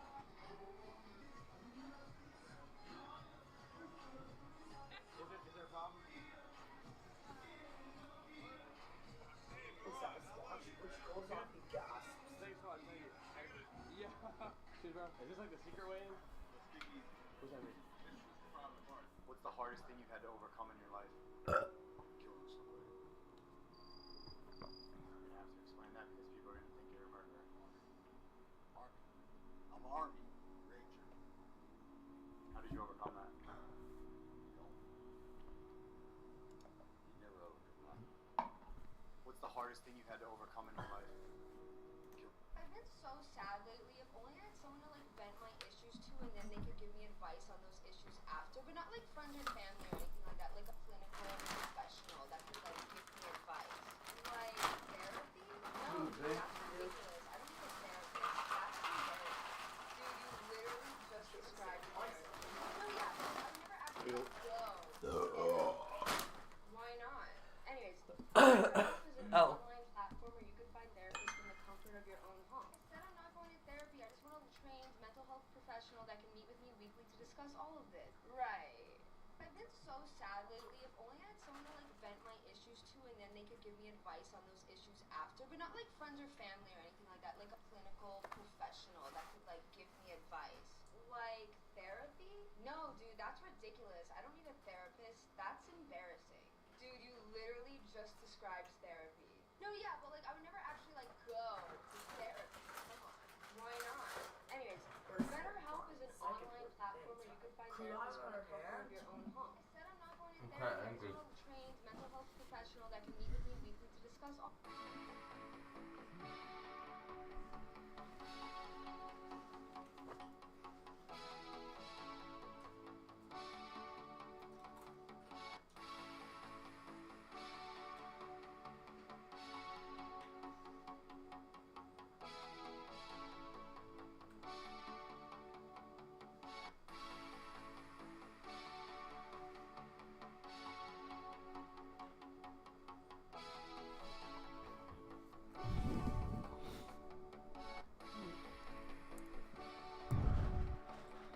I've never realized how conceited you were.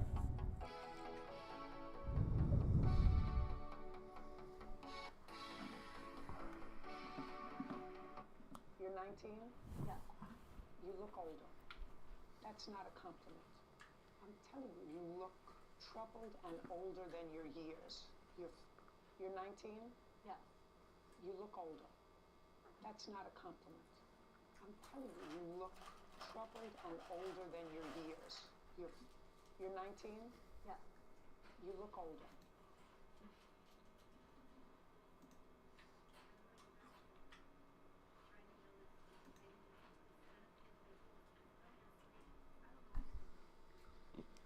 And I'm like stuck at that part and it keeps like making me fall off the platform and it's been really frustrating.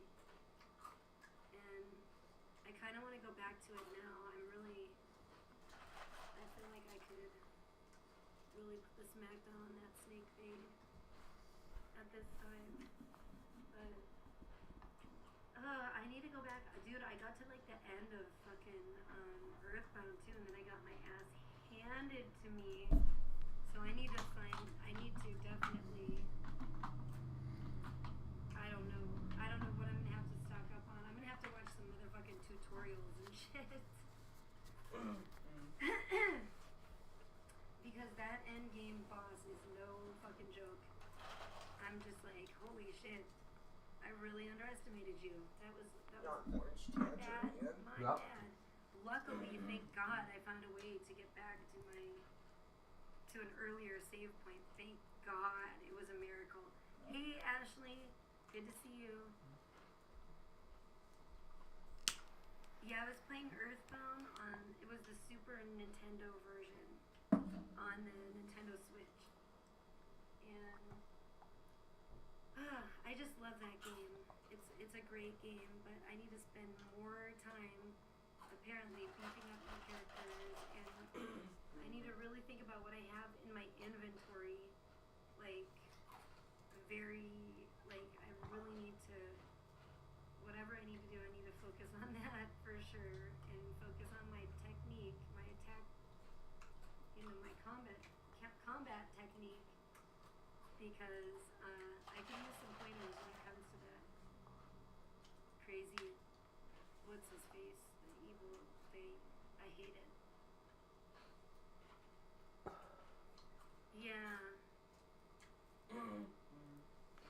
Yeah, I've been playing it on the Switch. I have to have that on my Switch, like pretty much. I have to have like the freaking Super Nintendo. I think you have to have a subscription for everything on there. But it's really cheap. It's like, it's not expensive.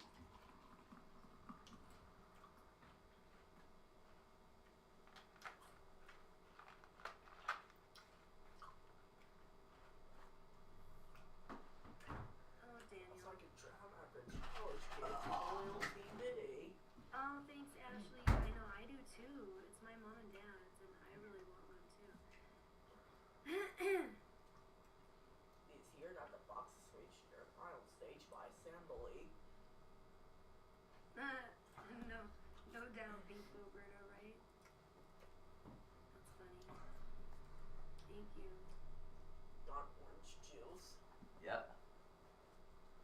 Do that 30 feet? Yes. Get it.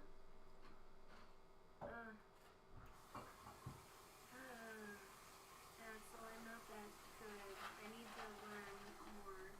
I would like to get Steam too, and I really need to learn about it. I feel so old with all the technology these days. I'm just like, man, I'm still like a console gamer, totally. Because, first of all, like, my computer sucks. I should start using this other computer that, There you go, Porter. it's probably better than this one, to be honest. TBH. But it's sad. I mean, but it's the same thing. I can't be friends with these people that are like, friends with like the most negative, like toxic people on the internet. Nobody knows what you do because you probably made that account like 2 seconds ago. Quote unquote, Daniel. We believe you, but you're probably a chick. Most likely.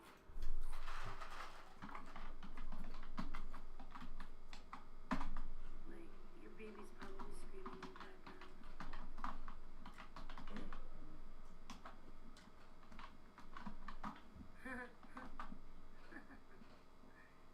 It's wild. It's wild shit.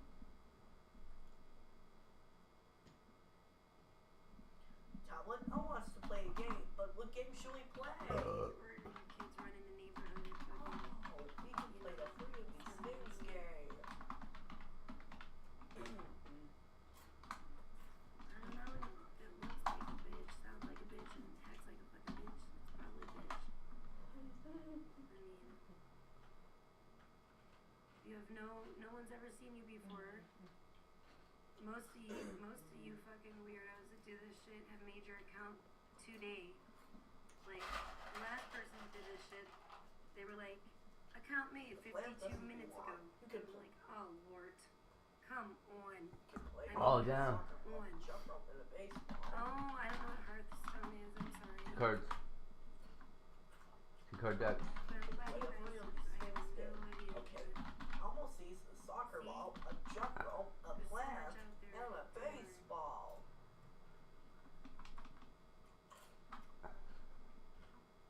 Fucking sick.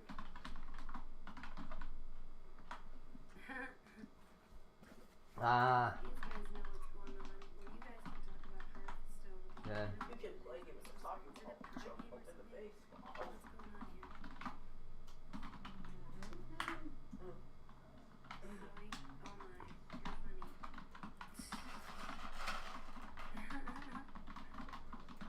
Oh, thanks, Ishan. Love you too.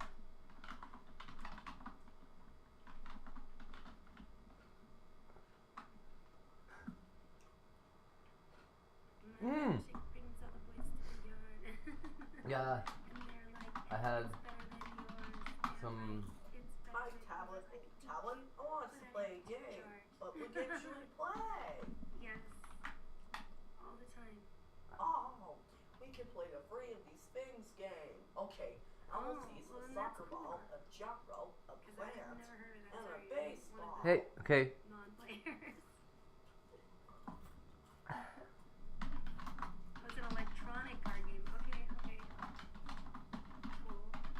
I'm starting to follow a little bit more. That sounds cool.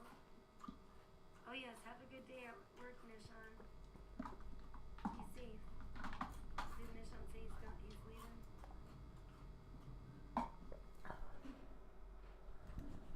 Oh yeah, I see it now. I had to scroll back. I had to scroll back. Okay, Nishan, love you too. Have a blessed day. I was distracted by fucking quote unquote Daniel. Sorry about that. Yeah. But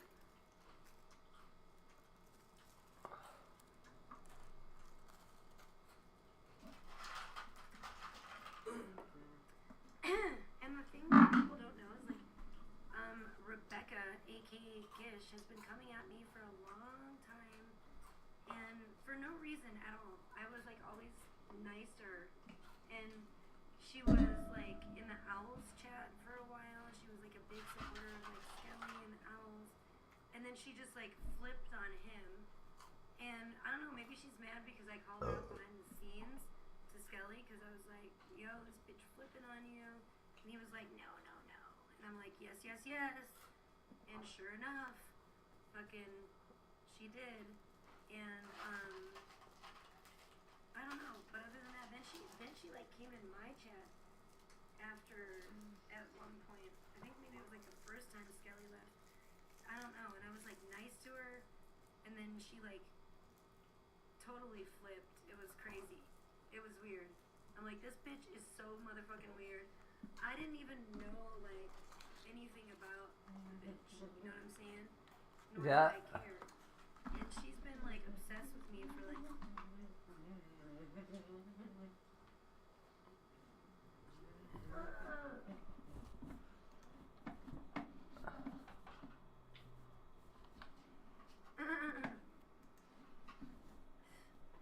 Damn, I'm not playing Hearthstone with these bitches, man.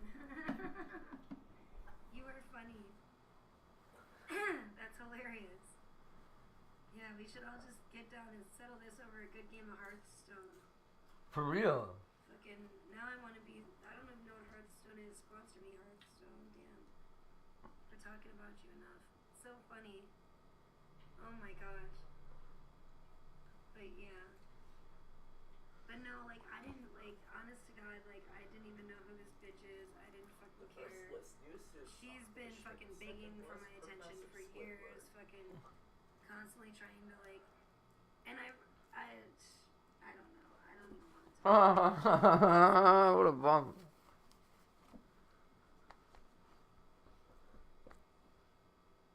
I'm like, I don't know if I want to say that, but That's so funny. That is hilarious, Tiger. Hearthstone against my worst enemy. I challenge IBL to Yeah, all the dude. time, but his phone can't support it. That's awesome. I want to know what is. I gotta look this up, man. I gotta know what Hearthstone. It's awesome. I don't know anything about it. Maybe I'll like it. Who knows? Let's see. What kind of game is it? Get rid of this. Get rid of this. It's like literally just cards. Like a boomer.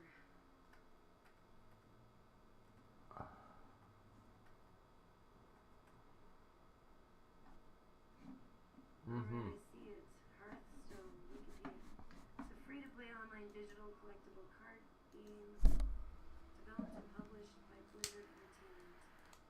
Originally subtitled Heroes of Warcraft. Hearthstone builds upon the existing lore of the. I don't know.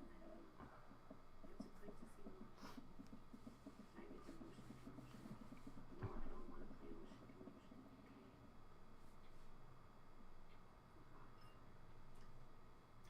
Hearthstone Heroes of Warcraft. Okay, let's see what this is. This looks good. Oh, there's It's hella fun. I'm gonna play it right now. In fact. No, I'm not. we have a video we can watch. Yeah. All about it. You're not gonna be excited. 1 minute and 11 seconds. Can I hear this? Is there gonna be sound on it? Better be sound. Don't fucking play with me. Oh, here we go. Hit me with the cards.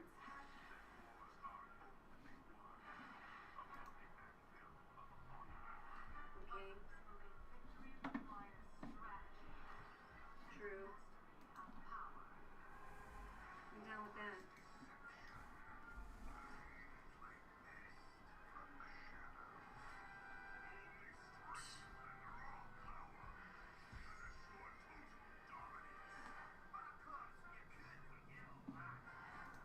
This is kind of like my life. SpongeBob Mattress's house. Is that right, buddy? Just run like gas. Yeah, they would be the ones playing from the shadows and stuff like that, dude. Yeah. I would probably be like the chick that says strategy, and they're all about being sneaky little bastards, or like that werewolf creature thing. Yeah, this is basically just like my life. Basically, yeah.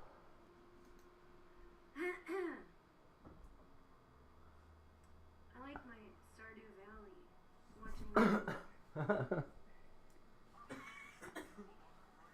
is Hearthstone Duels. Aw. Aw, rip. What the hell is this? Rip. Rip.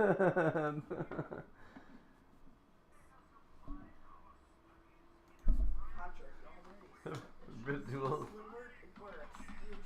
Okay, let's see. Oh man.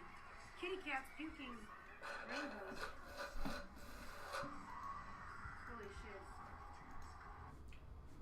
Man. Wizard Wars or something? Place no more questions and carry to zero. Oh.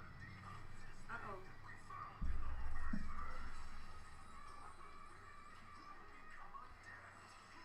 Orange. What? They don't have this anymore already? You're raising it up. There's no Wizard Duels? It's kind of wrecked. You give the Wizard Duels and then you take it away?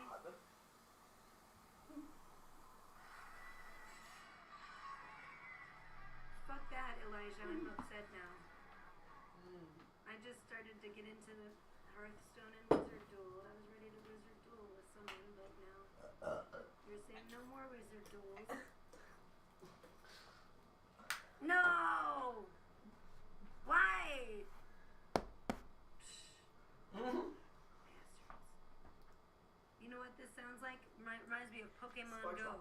I heard that they just changed all the damn avatars and made them real ugly on Pokemon Go, and It's more like Pokemon normal. Because I started playing. You know what I realized? Pokemon Go came out the day after my daughter was born. Because I do remember playing Pokemon Go back then when it first came out. Holy fucking shit, it's like When Pokemon. I was still with her dad, and when she was just a newborn baby. So,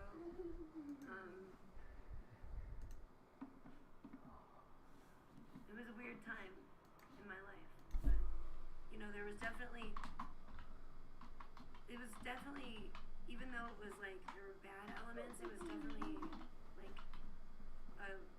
I look back and it was like a great time because of being, mother and having a newborn baby, and I liked the place we were living in too at the time, except for until this stupid bitch ass neighbor moved in, and then she kept parking in front of my garage and making it so that we couldn't get out when she had her own garage right next to her. It's like, if you're gonna park outside, park in front of your own garage, bitch.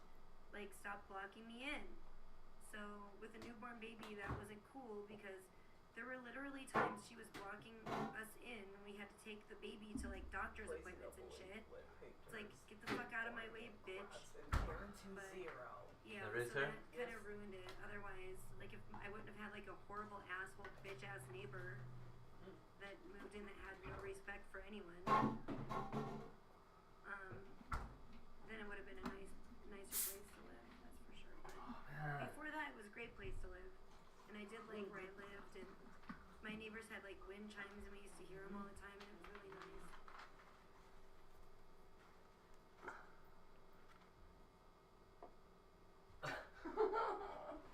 I played Pokemon Go at first. I know Peps plays it. I didn't get like that good at it, so looking for even yesterday's sophomore songs. What's Witchwood? Yes, Witchwood. I'll give you one. Do they still have Witchwood? Whatever that is. Let's watch this. PCB. Sounds interesting. Or is that canceled too? Elijah, you're and Axel. It plays.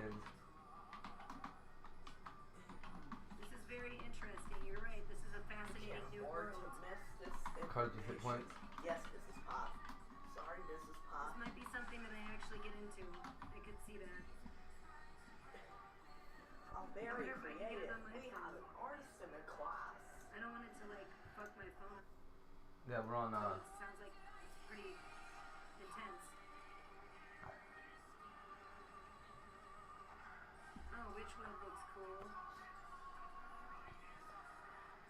these guys are just singing. It's like, what's going on? The first is a giant dog boy. Fuck.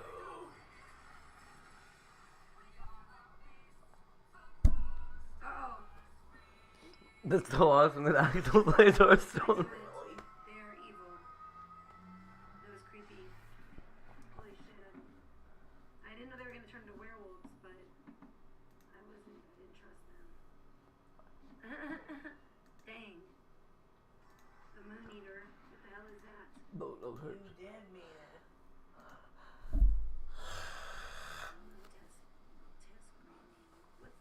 Can I be excused for the rest of my Nope. life? That's pretty freaky sounding. Mm-hmm. Damn. This looks pretty enveloping. Like there's a lot to it here. This looks like there's a lot going on with Hearthstone. It's like great low pressure. Wait, what is it?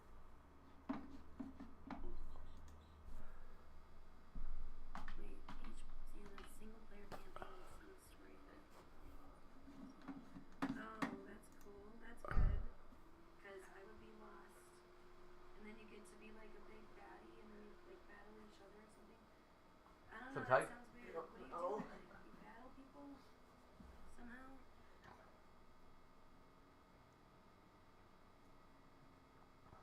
I can't believe me. I'm a new student. This one sounds I'm going to kick your butt. You know, I can't believe No. this stupid kid tried to break into my Can I phone. just go back to Stardew Valley and plant the crops?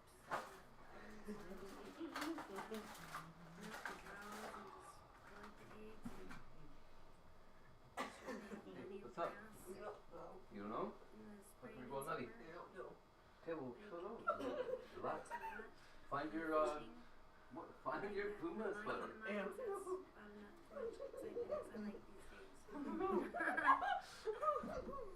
Please. No.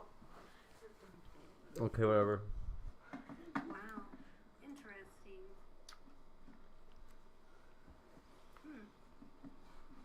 At first I've heard of this Okay, relax, game, buddy. but it certainly sounds like there's a lot to it, and it sounds very intense. For sure. Can you chill? Yes. I don't like going to this computer. It's making me freaked out. It's too bright. It's too bright. Okay, you're gonna need to. Can you do that? Yes. Please? I think these eyes are hurting my eyes. Ty. Can you get? What are you doing, buddy? We should No. put something nice looking up. Why are you doing that? Yeah. Why don't you get ready? Talk about this anymore. It's very creepy. I don't get it. It's creeping me out. Let's put a facial or eye cleansing palette. Something to cleanse our eyeballs. Oh. Should I put? I'm gonna put some cool stuff here. Let me put something new on here. Ooh, that's pretty freaking crazy, but I don't think What do we got? I want this one. We'll add that. Let's see what we got. Oh, I'll tell you about the mushrooms. Put this and I'll tell you about the mushrooms. There we go. So I found, I don't even know where to put this. How we can put this. Oh, weird. I can make it smaller. That's good. And then we'll put up this one up here.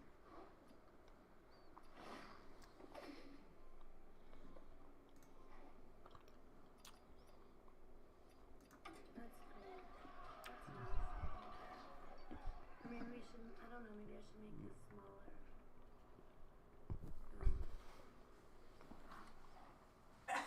Yeah. So I found these mushroom gummies that are, what are they called? They're the red ones. They're the Hey. fly, what are they called? Hey. Agaric? I don't know how you're supposed to pronounce it.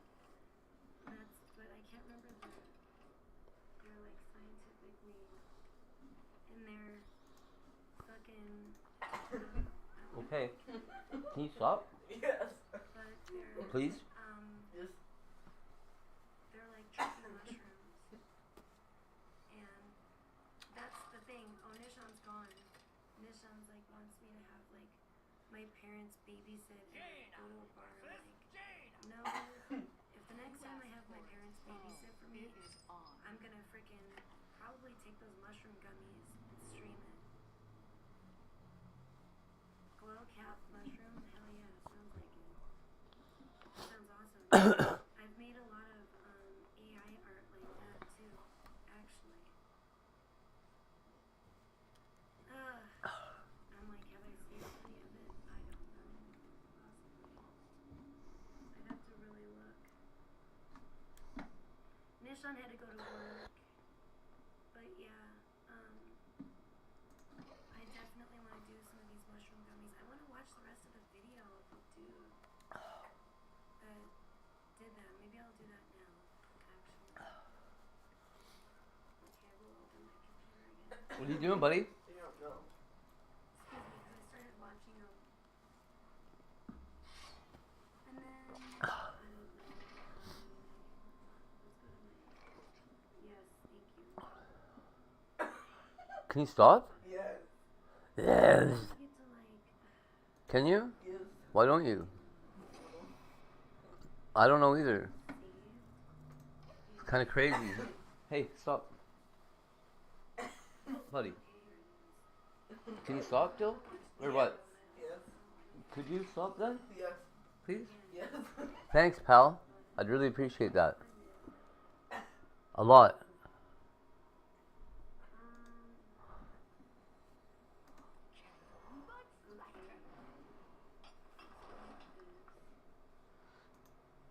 Oh.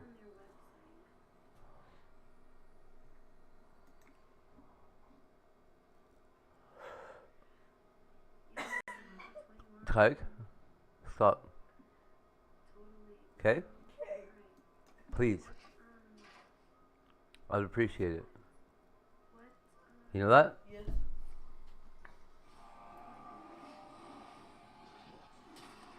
Fuck, this guy's got so many strong cards out already. Yes, yes, yes, here we go. I'm gonna watch this dude.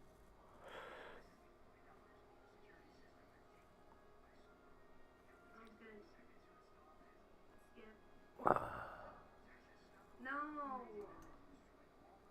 I prefer Stop. What? Okay, thank God. Okay, where was I? So the guy took the things.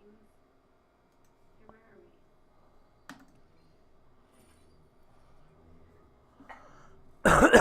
Can you stop? Yes.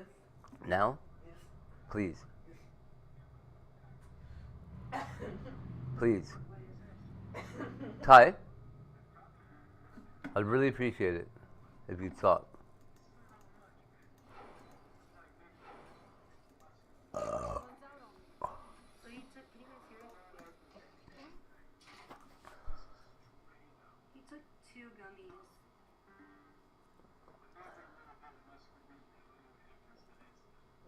I need to relax. Okay? Okay. Alright. This guy's gonna beat us in a second.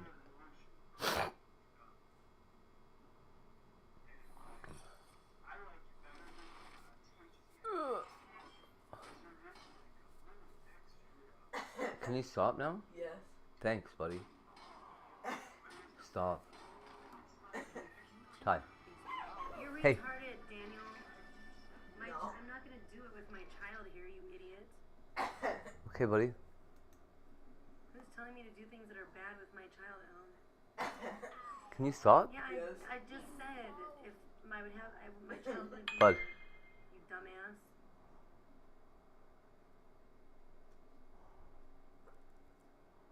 I literally just said that. Are you like learning to see? I don't Ty. know. What's up, buddy? I don't even know with you. You're like a cuckoo monkey. But no, obviously I wouldn't do it when my child is at home. Keep it It would be like, you know, she'd be like spending the night at her grandparents or something. It would have to be a thing like that. You dumb shit. And that's what I was literally just saying. Like, if I had a night where my daughter was like spending the night at her grandparents, right now, I wouldn't use it to like go to a bar. I would like seriously use it to do these mushroom gummies at this point. So, yeah. But I don't even have them. I am not gonna get them right now. It's something I would definitely have to plan for. You know what I'm saying? I should have forged it. Well, I don't care. I know whatever. Stop. What it is, I would not do it with my daughter around. Let's just put it that way. So you don't have to worry about things. Hey. Let's be Enough, buddy. clear on that. Enough, buddy. I have to plan for it. I have to have her spending the Holy night fuck. at, the grandparents' house and fucking and all that good stuff. So Okay, we're losing. I would have to really, yes. Thanks. Aside. Get ready, But man. trust me, Put your socks on. I'm researching this. Now? I wouldn't just do Yeah. something blindly. Yes. I would definitely, especially with anything. Stop. Especially mushrooms. I've done Buddy. These aren't even psilocybin. Shit, man. And I've done Can you stop? psilocybin mushrooms in the Right past. now? And I wouldn't do those around my child. So any other type of mushroom, I'm not gonna do around my child. And I am going to research it and make sure it's safe. And these are called, what are they called? Amanita muscaria. That's right. Amanita muscaria mushrooms. They're the red mushrooms. They're this red mushroom you see on the left in the picture. I did some AI art. Can you stop already? Fuck, man. Yeah. Well, those are Why don't you stop then? different. These Mister, I can stop. particular mushrooms are poisonous if they're fresh, so you should never attempt to eat Amanita muscaria fresh mushrooms. They will, I believe, Please stop. I know they're poisonous. I don't know to what extent. I just know that, yeah, they could be deadly. I don't know. Don't do it. What's wrong? Just a disclaimer. Put your socks on, buddy. But that's not what I'm talking about. I'm talking about mushroom gummies that are legal. They're actually legal in every state except for Louisiana, which, luckily enough, I don't live in Louisiana. But if you do, they are not legal in Louisiana. So Would you get your shit ready and go? I've looked into this. Go. I've been I educating want you to myself go. I on want me to this. go. I don't even have them yet. I haven't even Let's purchased go. them yet. I'm going to take my time and educate myself beforehand, and also plan ahead of time and make sure that, yes, my daughter will not be, I will not be with my daughter. My daughter will be in good hands. She's, not going to be in my care when I do it, so rest assured. I'm not like a 13-year-old kid or something.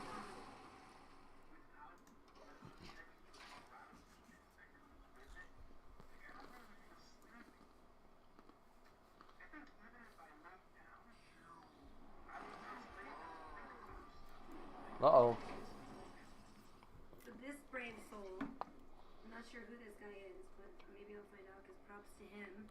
He actually did try them, a couple of the gummies anyway, and he made a YouTube video out of it. So, but like I said, these are legal, so my kid's not gonna be here, so you're not gonna be able to call the cops and do all your weird little dirty shit because I'm an adult. It's 100% legal. That's how I would even attain these. I'm not buying them on the street. It's through a website. It's all 100% legal and legit. I do not live in Louisiana. I am not in Louisiana. So, there's that. That's not a valid target. And I'll be in a comfortable, controlled, safe environment, so I'm not, gonna be a danger to myself or anyone else. I'm not gonna be out and about, driving around or anything weird like that. I think the furthest I would go would probably be my backyard. Or, depending on how intense, take a walk. But I kind of doubt, I don't know. We'll see.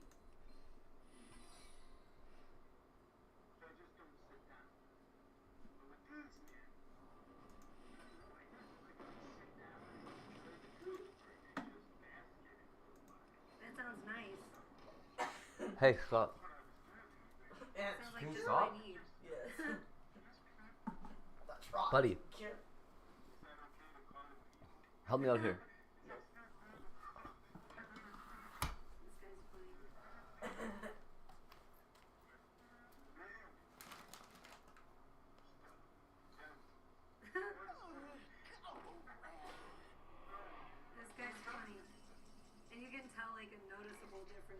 in him before he took it. Oh my gosh, Oh my this God. is weird, you guys. Where I just paused it is 11:11. Bro, tell me this shit is not happening to me. Like, I'm telling you, tell me they. Oh my gosh, dude. Tell me the angel numbers are not happening. Like, freaking. Stop. Look it. Look where I just That's paused enough. it. 11:11. That's freaking crazy. Enough, buddy. Totally did Hey, not mean that's to enough. do that. That's right. That's what I'm talking about. That shit be you happening stop? to me. Now I gotta reset this because I did that. Fuck, Shit, I'm man. gonna have to reset like probably every. I'm gonna beat you up. Yeah.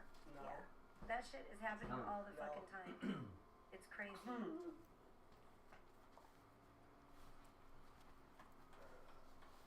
This guy loses next round. If he That doesn't is kill my guy, wild. he loses I'm next telling round. you. And look, it's what so that this is what I'm talking about. I feel like this is like I'm supposed to do these because I feel like I've had other signs too, and that's another sign. Boom, right there. That's another sign. Like, because you're supposed to pay attention to like, oh, I don't need to charge my phone. You're supposed to pay attention to like when you see the angel numbers come up, and You might be looking. that's another sign right there. Boom. More Fruit Loops? Wow. I'm gonna wait. Go cry elsewhere, bitch. Listen, Bye, buddy. Hope you find your dad. Maybe you'll have some.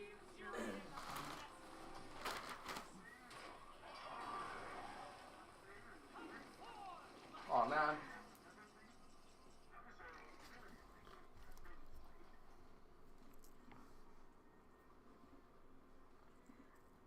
Stop.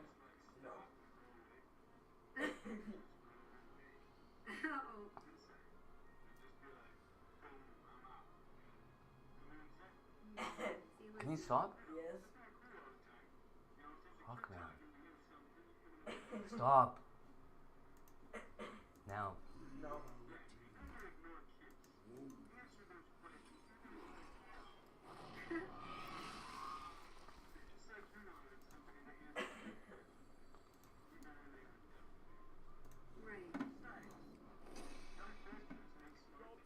That's right. Well, we only got one that time. Oh wow, there you go. See?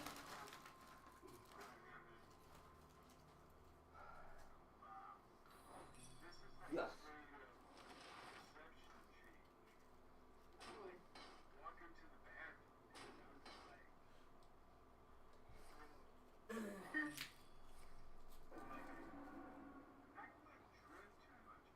You too, hon. Thank you for stopping by, Sunflower. What's up, buddy? Be safe and blessed.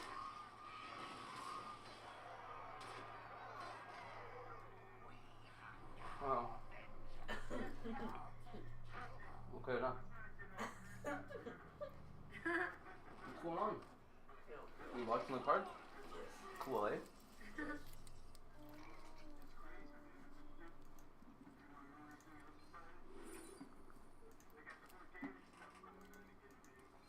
Vegan.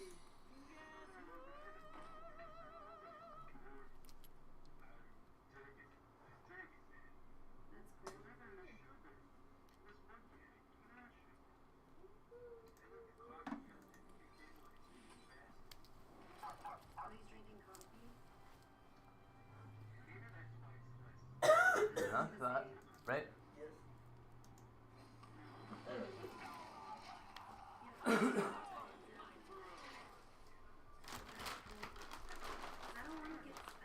You want more Fruit Loops? Yes.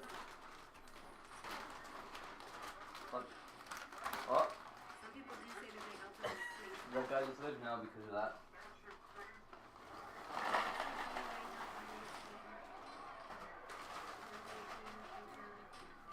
Oh, we're up. We're done. We're out of there.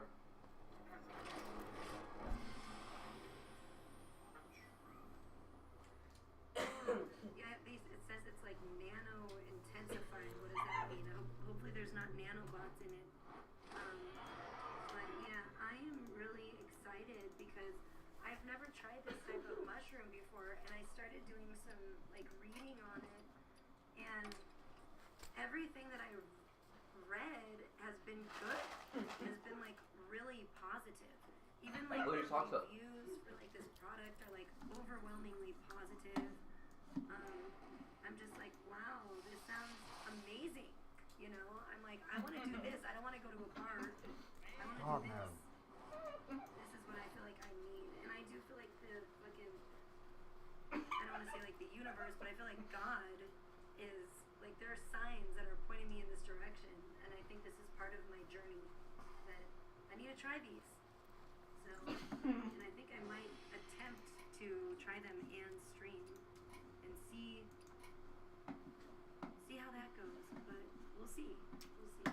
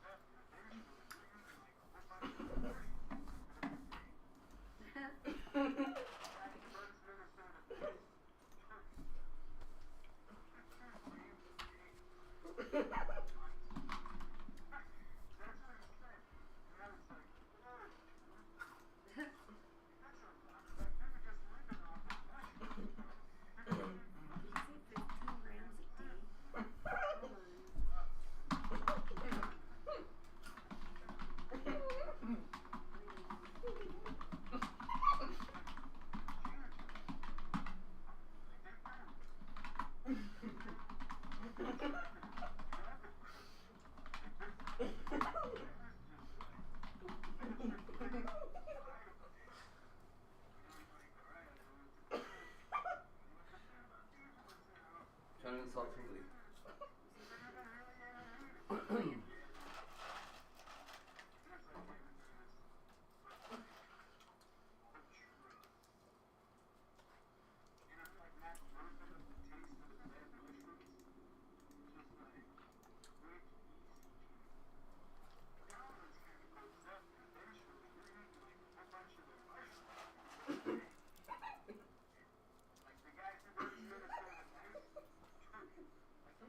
What's so funny? You don't have your socks on, so we can't go. That's hilarious. Ha ha ha. Let's go lay down. No. Yep. Yeah. Guess what I'm doing? That's wild. Okay, you don't want to go? No. Okay. No pizza. Tripping through life.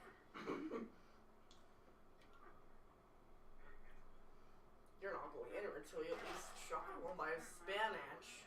Me.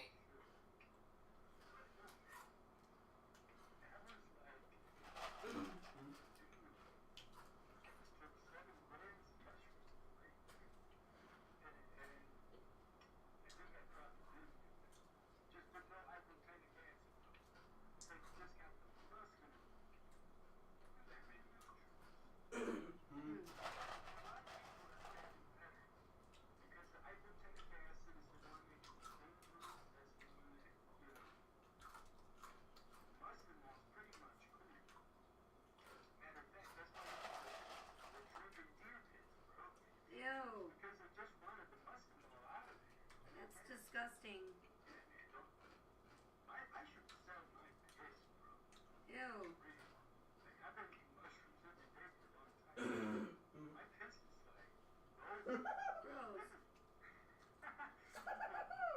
Gross.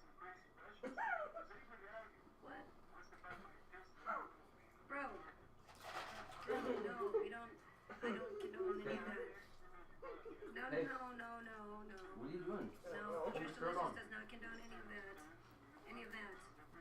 What the hell? Put your fucking shirt on. Bro, you are tripping.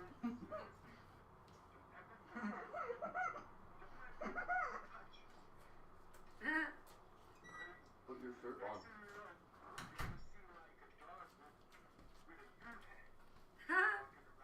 Well, that's really stupid store, man. That's so funny. Yeah, it's not.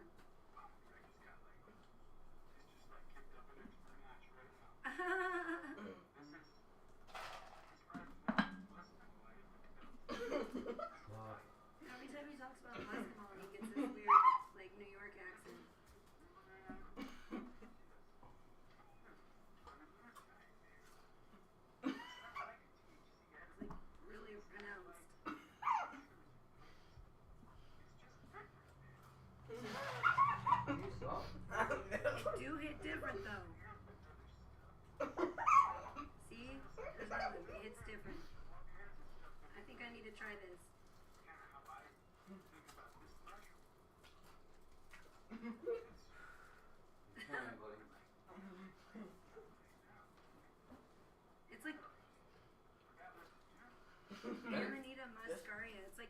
Christmas mushroom, I guess. Because they say that it's like, it makes you feel like warm and cozy. And No, that guy says everything is a Christmas, is everything mushroom. It's supposed to be like I said, the reviews were like overwhelmingly positive. Nobody was like, oh, it was scary, I had a bad trip, blah, blah, blah, blah. I think the worst reviews were like, it didn't do anything. Like, I must have a high tolerance, I need more, I need to take more or something, because it didn't work for me or whatever. And there were not, those were few and far between as well. Most of the reviews were like, yeah, it was pretty good stuff. So I was like, wow. And you know, I like hallucinogens, I like mushrooms. I've done acid, I've done mushrooms in the past before I had my daughter. I haven't done them since then. And it's been a long time, and I would love to do mushrooms again, but I don't have a lot of opportunities to do mushrooms, so that's, or ways to get them, so that's why this would be nice and convenient, and then the only thing I'd have to sort out is, obviously having it be a day that I can plan for, that my daughter can stay overnight at my parents' house, and I can, you know, do my thing. So it would have to be like a day for her to spend with like grandma and grandpa, and then spend the night for sure. But this sounds like good. I could definitely use, like, I think mushrooms are very like therapeutic too, so I feel like I could use that at this time in my life. Are you getting ready? And these are legal mushrooms because they're not psilocybin mushrooms. So, but they do have like a, I don't know what exactly you call it, like psychoactive effect maybe, because they're not considered to be psychedelic, but I don't exactly know if I'm like, would psychoactive be the right term? I'm not sure. I'm not a doctor or whatnot, but they definitely have an effect. And in the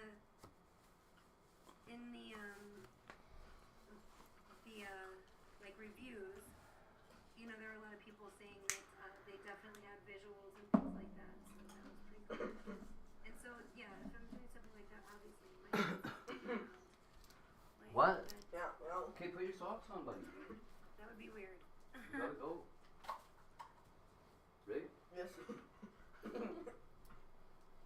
Oh yeah, Please. well that's the thing with shrooms. I mean, I've done, like I said, I've done psilocybin mushrooms in the past, and the majority of times I've had a great trips that it's been totally worth it, but I have had a couple bad trips, and it was 100% because of my environment.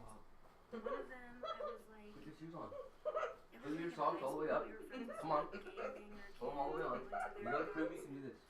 Pull We them were up in all the way like up in their your feet. room, and there was like, Like you're getting ready. You they can had do it. tagged up the You put walls those with on. like red marker Pull everywhere up. because like their gang color was red, and it Remember looked I taught like you? blood No. dripping down the walls, and it was All the really way like to the disturbing. toes. I didn't like it. And then Hey, they like pay somebody attention. got in a fight in the house, You have to like use in on your the own room, tomorrow. like an actual fist fight. I'll be not here. We could hear them yelling at each other and banging Hey. around. and stuff, and Listen. so that wasn't good. Like that. Pull it all the way And on. that was one of them. And then the Other other foot. one was like, I went to the Stop. Fox Pull it all the way on. Theater. Other foot. If anybody is familiar with Spokane, Stop. Washington. I know like Stop. Skelly would know what I'm talking about for sure. Put your shoes on. If you're familiar, or if you ever go to Spokane and you get a chance Put to your go shoes on. for any reason to Move that, Fox Gil. Theater,